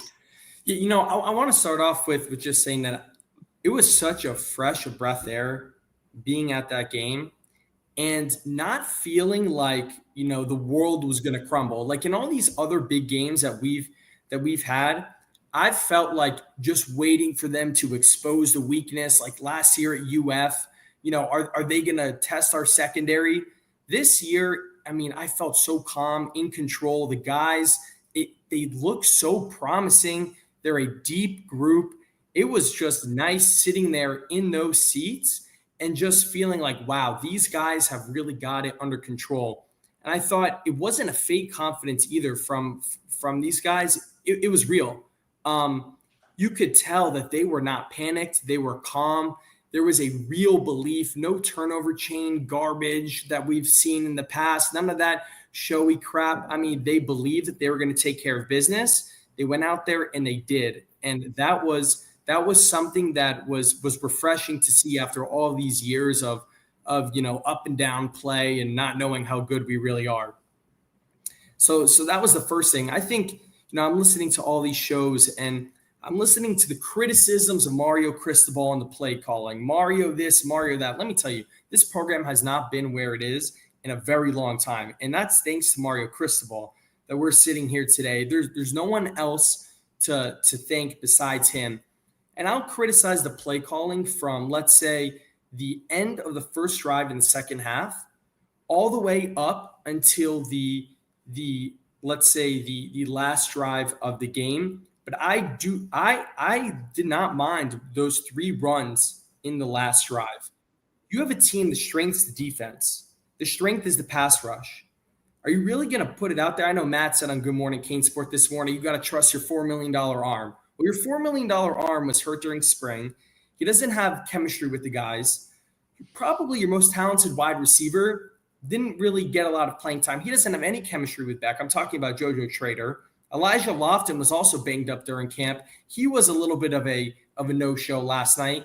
I don't have a problem with it. You run the clock out, you call time, you make them call their timeouts, and you play to the strength of the team. And I don't have a problem with that. And I also don't have a problem with these guys having to go through some battles, as long as we win the game, right? Win the game.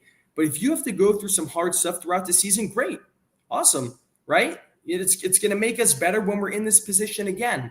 But it's a top 6 team in the country, and you're criticizing Mario in a win. Come on. I mean, you haven't been here so long. Listen, I mean, they gotta be open-minded about some things too. I mean, it's not like, everyone in the fan base is a moron and doesn't have, some respectable opinions to offer. And the conservatism that everybody's on, I think, is very fair. Like, they did get too conservative in the second half. It almost cost them another game. It happened at Syracuse and to a lesser degree. I didn't, that they just played bad. Awful defense. I mean, it's a different team. But I mean, I'm talking about the offense at Syracuse. For a stretch there, the second half, they just played bad. Like, I don't know that they went in a total shell. But the other night, they did get too conservative, and it's fair. And I don't see any problem if they're hearing it, because they got to look at that. They almost cost themselves a game where I felt that they were the dominant football team. I mean, and Notre Dame is really, really good. But I love the game plan. I love the way they were mixing the run and the pass. I love the way the defense was playing.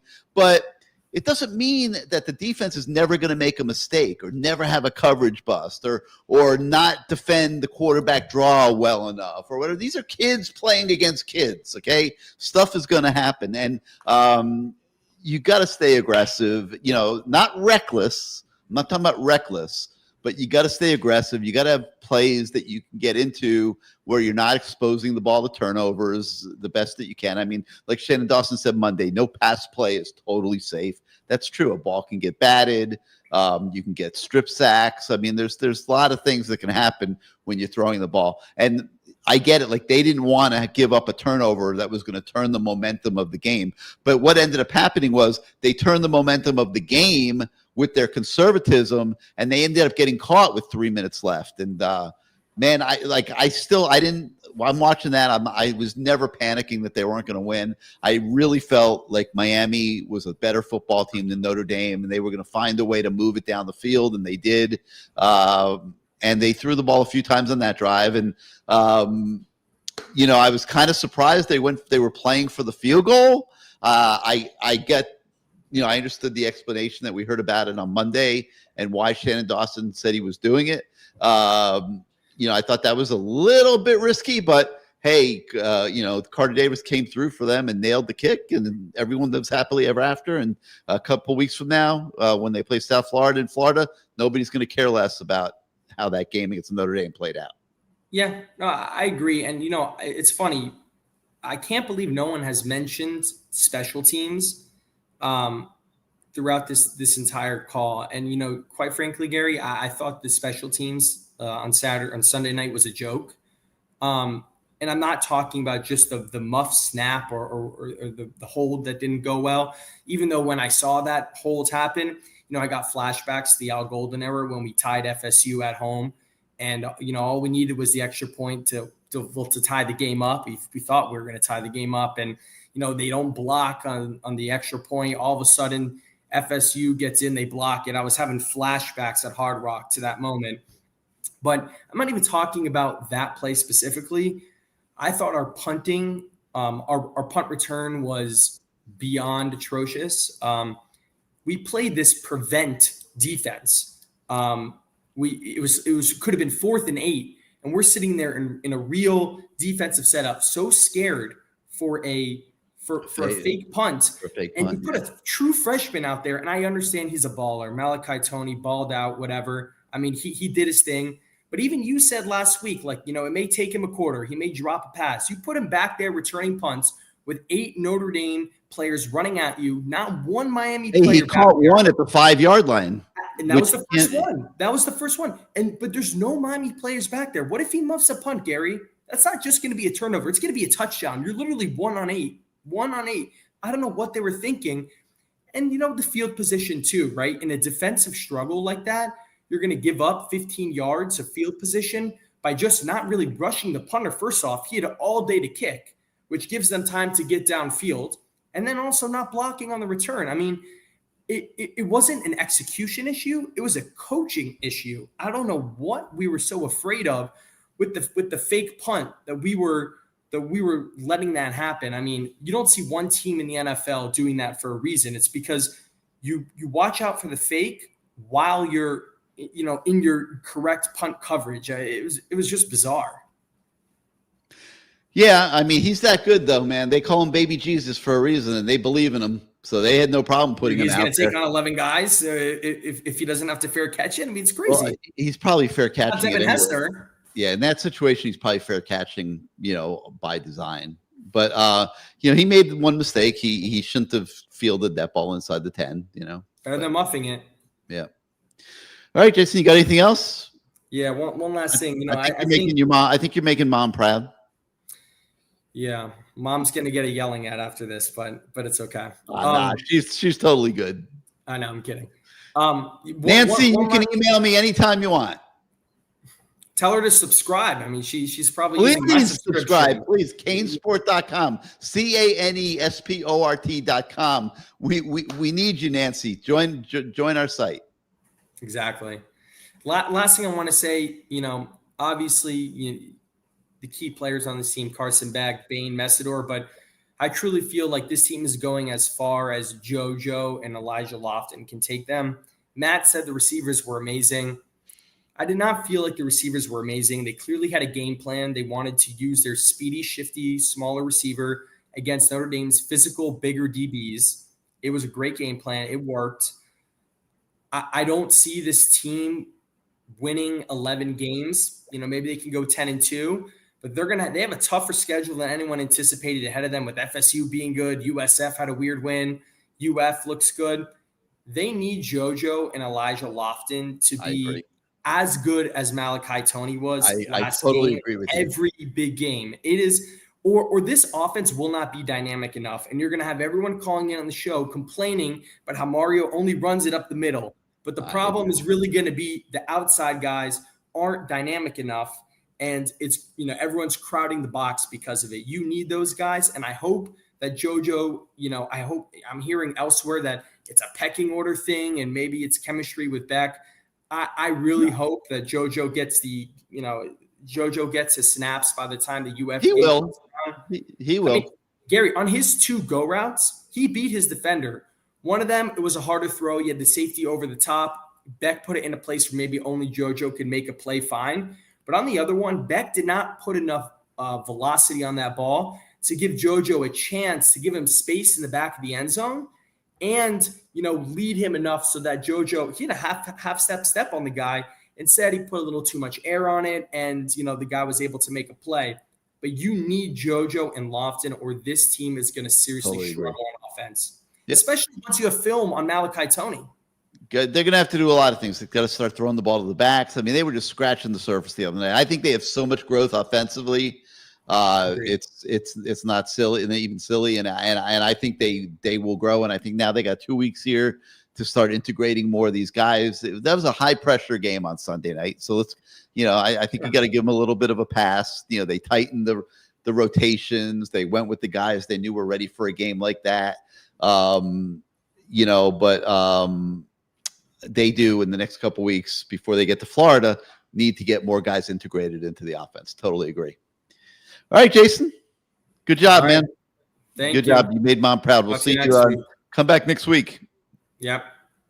Let's go to K-Mac. What you got, K-Mac? Hey, what's up, G-Man? Doing good, doing good. Yes. Talk to us. Yeah, hey, well, first off, I got to apologize, man. The gruff look. I just finished working 16 straight days and nights. Oh, man, that's nothing compared to what Adam hit us with early in the show. Well, good for Adam. With the wild head of hair. Oh, yeah, the facial and everything. I'll groom tomorrow. Today I was running errands. You're good, man. This isn't a beauty contest. This is just a bunch of dudes talking football on Tuesday night. That's true, but still. We don't even get any female viewers, I don't think. Well, we got Jason's mom. Jason's mom was watching. That's a very good point. Sorry, Nancy. I didn't mean to leave you out. Well, anyways, man, just wanted to touch base on watching. Saw you and Matt this morning. First off, great points, both of you guys, all day, all night. Miami was the better team. I think that's what I took the most out of that game was just how confident, how in control they looked. Man, was really, really impressive. I did not expect that. I was pleasantly surprised to see them in full control. They never looked like there was a moment they were going to actually lose the game. I feel like when they tied it, right? Yeah, you still felt like we were going to win, right? It never felt like they were going to lose it. Yeah, exactly. You hated to be in that position. Your pants tightened up a little bit, but you did feel good. I think it's easy for Dawson to say that was the plan to get Davis that kick 47-yard because it worked out. I think it's an easy bailout now since he did make it. Everything sounds good, looks good. I don't think we want to make that a plan going forward the rest of the year to depend on 50, 55, 45-yard kicks at the end of the game to either win one or tie one. I don't think we need to be in that position. The defense, I'm trying. The only reason why I'm holding back on calling the league or championship level right now is because one, it's the first game. I mean, we got a long season to go. You're going to have some teams that have dynamic quarterbacks that are going to expose some things. The show of a championship caliber and elite defense is how you adjust. Let's wait till we get some better quarterback play to see how we adjust to those things before we start calling defense elite. I think I agree with everyone. I love what we saw, but we were playing a quarterback that was, not the most confident. They did not use the best running back in the country the way that they should have. They did us a favor. I will say that they did us a huge favor, not making him a focal point and not having him someone that we had to worry about that whole game. But I still do love what Miami did defensively. I think what we saw Sunday was the Cam Ward not being here effect. And I said this last year, Gary, towards the end of the year. Cam Ward was so good at what he did in terms of that arm, was so talented. He put us in bad positions in terms of scoring quickly a lot of the times that we did. Best scoring offense in the league last year. No one will question the arm talent that he had, the things he was able to do. But the balance I think we'll have this year is what's going to make Miami better this year, is the fact that you can keen in on the run game if you want to, but Beck is good enough to win with his arm when necessary. Whereas I think last year you felt like if you shut Ward down, you had Miami pretty much at your mercy. And I think by him not being, again, don't get me wrong, I'm not saying I don't miss Ward. I love what Ward brought to the table. I love what Ward did for Miami. But a balanced attack, if we had this off last year, we win that Syracuse game because we didn't have to score 42 points. We would have been able to run clock down. We had a lot of 3 and outs again, last year in Syracuse that we had there.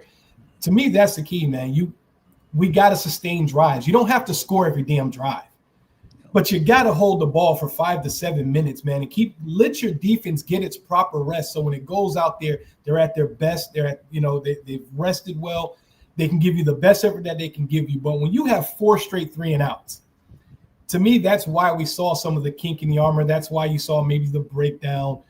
That's why Notre Dame was in.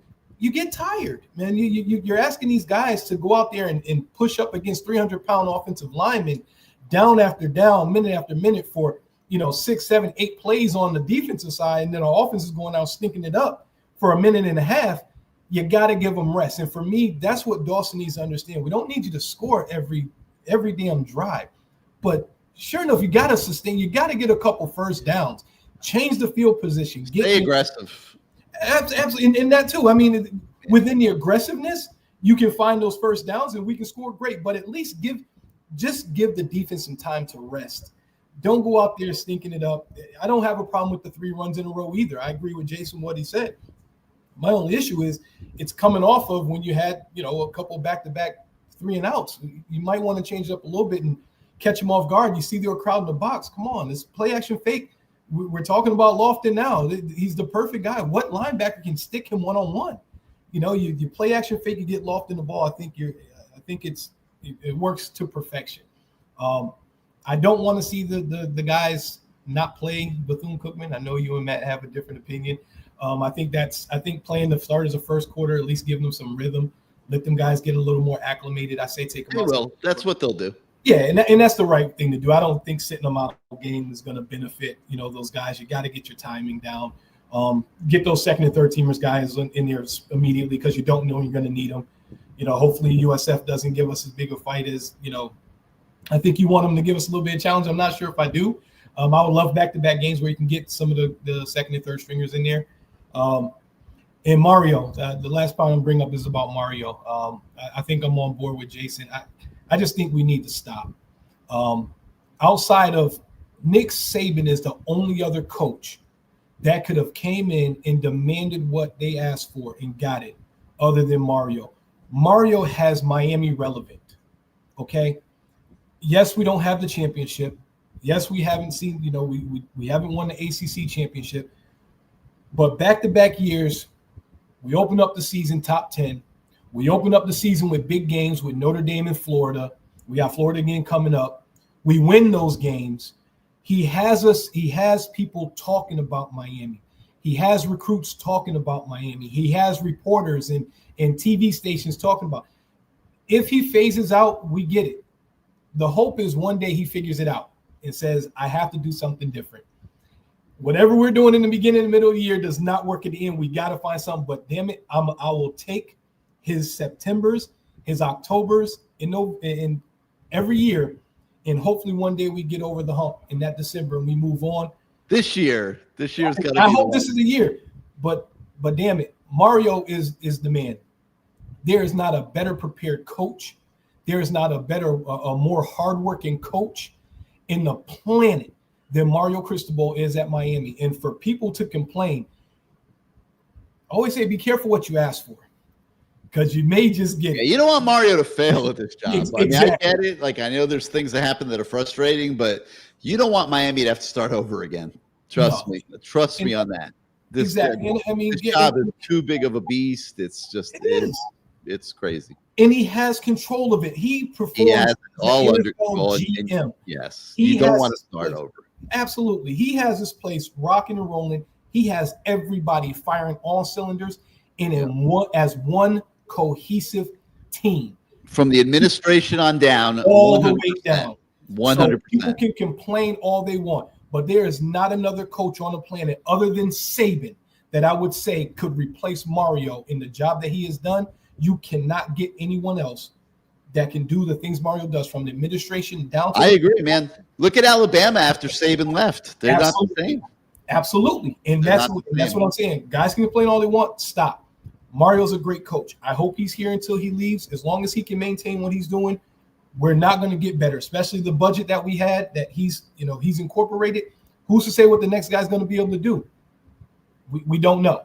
And I just say he bleeds Miami through and through. He wanted to be here. He asked for their commitment. They're giving it to him, and I'll be damned if he's not giving them the same commitment. It's not. He hasn't gotten it and just sat on his ass with it. He's out there and he's doing it. So complain there all you want. I'll keep Mario all day. One of these days he will get it figured out. Like Gary said, hopefully it's this year. How to fix things and get things done in the latter stages of the season. Whatever he's doing in the beginning, we got to find a way to sustain that and get it to the end. But at the end of the day, I think we have the best coach that we could possibly ask for our situation. The Canes are rocking and rolling. I think they look great. I'm looking forward to the next couple of weeks, but definitely want to see that Florida game. I'll have a little more next week. I know there's some other things I want to get into. I don't want to spit too much into it, but I was very impressed, very happy. I feel like we actually truly do have one of the teams in the country that can actually vie for a championship this year, and I hope we can get it. All right, K-Mac, part 2 next week, man. Thanks. Yeah, I'll be back. Thanks for coming on, man. We'll see you next week. Yeah. Bye-bye. So we got a note here from XOXO 2000. We do have female viewers. We love female viewers. XOXO, please come on the show next week, please. Okay. All you got to do, email us, CaneSport@yahoo.com. It's at the bottom of your screen. We will get you the link to the studio. I want to see you on this show next week, XOXO. Thank you. And Charlie Bricker, a blast from the past. Thank you for the shout out. It has been a while. We'd love to have you on too sometime. So you feel free to come on the show as well. But now we're going to go to my man, Sebastian, because God, he's been waiting patient for sure. And we got to get him in here. So what's going on this week, Sebastian? How are you? Well, Gary, remember last week your camera. Yeah, you're a little off center. Last week I was out in Colorado, Gary. I don't know if you remember. I was skipping. I remember. Trying to take care of some stuff. You were in the mall, yep. I just want to say, man, I was really impressed with the game. There's not a lot I can complain about. Whether we won by 50 points or we won by 1 point, we're 1-0, and that's what we needed coming out of this particular game. I was encouraged by the defense, especially the defensive line play.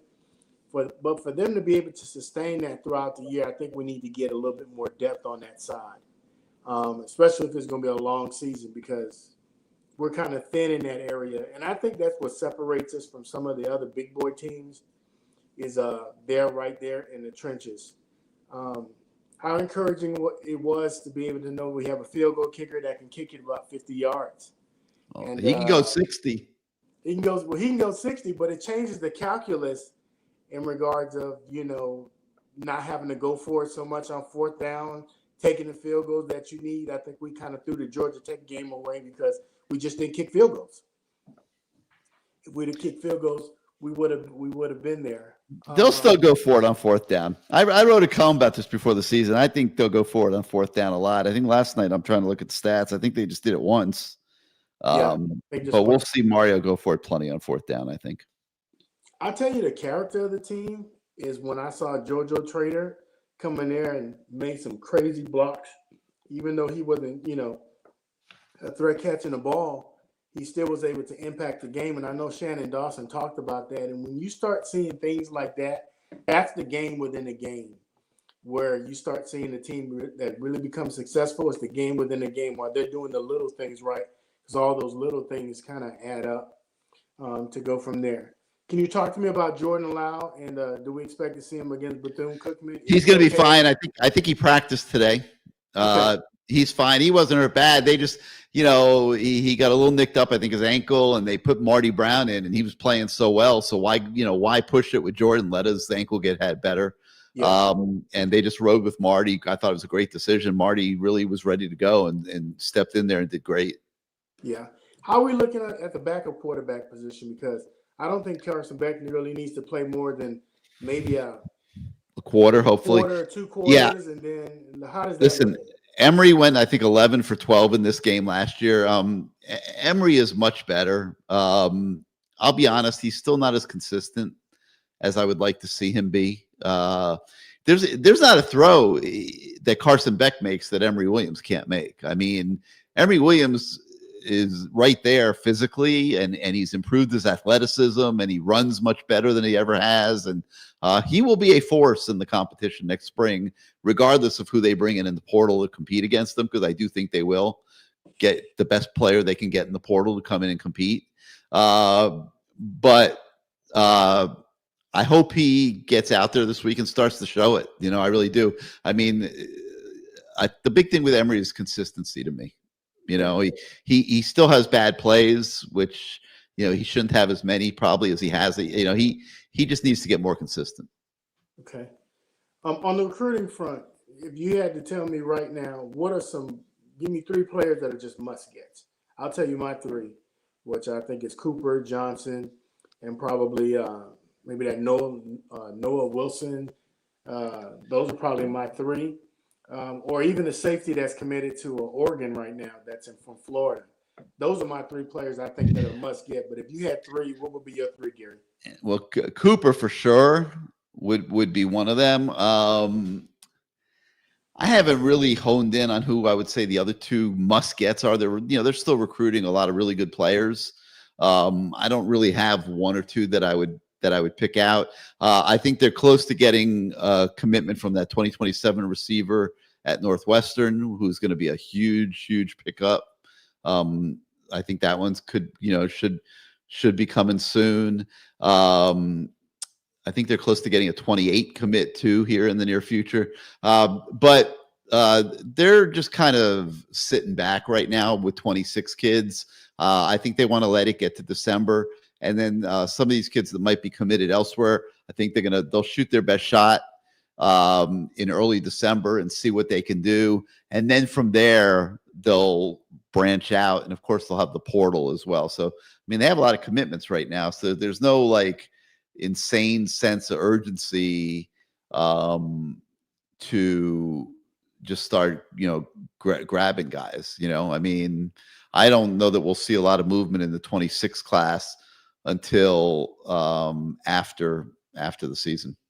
I mean, they have 22 commitments right now in 2026. So there's just not that many guys that you would say are must-gets. I mean, remember, they're going to go to the portal too. So, but Derek Cooper would be my guy that I would say, you want to get that kid. I really want that Johnson kid. I just hate seeing we don't have enough D tackles in the state of Florida, and I just hate when they leave.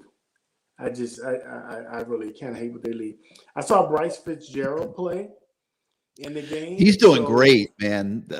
He's probably been my biggest surprise in the freshman class. He's really doing well. He earned his way out there the other night. Okay, it's something when you start putting a true freshman out there, because when it's like that's OJ a big Frederick, deal. Yeah, when you start putting those guys out there, they must be super talented, right? Because they got the learning curve, but they're extremely talented. They found a role. He's got a role in the nickel package, and he's not ready to go out there and be a starter yet, but they found a role from the nickel package. I mean, he was making plays the entire training camp. Wow, he's good. Fitzgerald's good. He's going to be a good player. He's going to be a good player. If you told me what's going to happen over the next 4 weeks, we got Bethune, we got South Florida, we got Florida, and then we have a week off, and then we have Florida State. What does that look like over the next 4 weeks? Barring that we don't have any injuries, what do you see on the horizon for us? Well, obviously they're going to handle Bethune. I think that they'll be ready for South Florida, and I think they'll have a great game plan for Florida. I think it's going to be a tough game, very much along the lines of Notre Dame. I think they'll be ready for it. The one of that stretch that you're talking about, the one I think I'm most concerned about would be if it's a night game at Florida State. That could be something else. But I think Florida's much better than a year ago. But I think Miami will be ready for them. You think it's going to be a night game, that Florida State game? I'd be shocked if it's not. I mean, I think Florida still has to play I think Texas A&M here in the next couple of weeks. Yeah, I believe that's who it is. So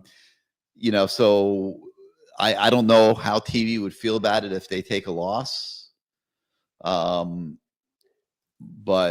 I mean, I'm thinking there's a great chance that game's a night game. Okay. And Garrett, I'll just say this for all the fans that's out there. Mario's in year 4. There's a lot of coaches that have not done that's gone beyond year 4 and has been very, very successful.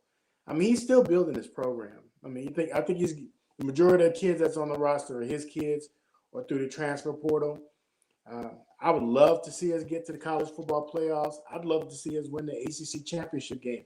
And if we're able to do that in year 4 or year 5, I just say look out, because I think a lot of recruits will have a different perception of Miami, and then we'll be able to compete for them. So we'll see. It looks like Florida. It's not Texas A&M. It's LSU. They play LSU the week before Miami. It's at LSU. I don't see them winning that game. It's going to be what'll be interesting is they'll have a loss, and whether TV will still take a night game of Miami and Florida.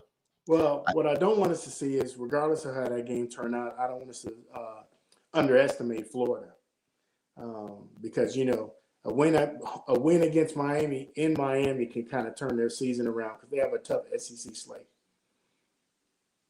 Yep. So we'll see. All right, Gary, appreciate it, man. I'll talk. All right, Sebastian. Always great chatting with you, man. Thanks for being Take care. patient, and thanks for coming on the show. We'll see you next week. Sounds good. All right, guys, that's going to do it for tonight for CaneSport Live. I hope you enjoyed the show. A lot of good contributors this week, as always. Canes play Bethune-Cookman 6:30 on Saturday, and then we'll be back here next Tuesday night for another CaneSport Live. And tomorrow night, before I lose everybody, tomorrow night we will have the season debut of the Lamar Thomas Show. So same time, 8 o'clock tomorrow night. Lamar will be here, and we'll chop it up with him and see what his thoughts were of the Canes on opening night. And I believe we're going to have former Cane Maurice Crum joining us tomorrow night on the Lamar Thomas Show. So hopefully we'll see everybody tomorrow night. Thank you for listening tonight. We'll see you next time, everybody.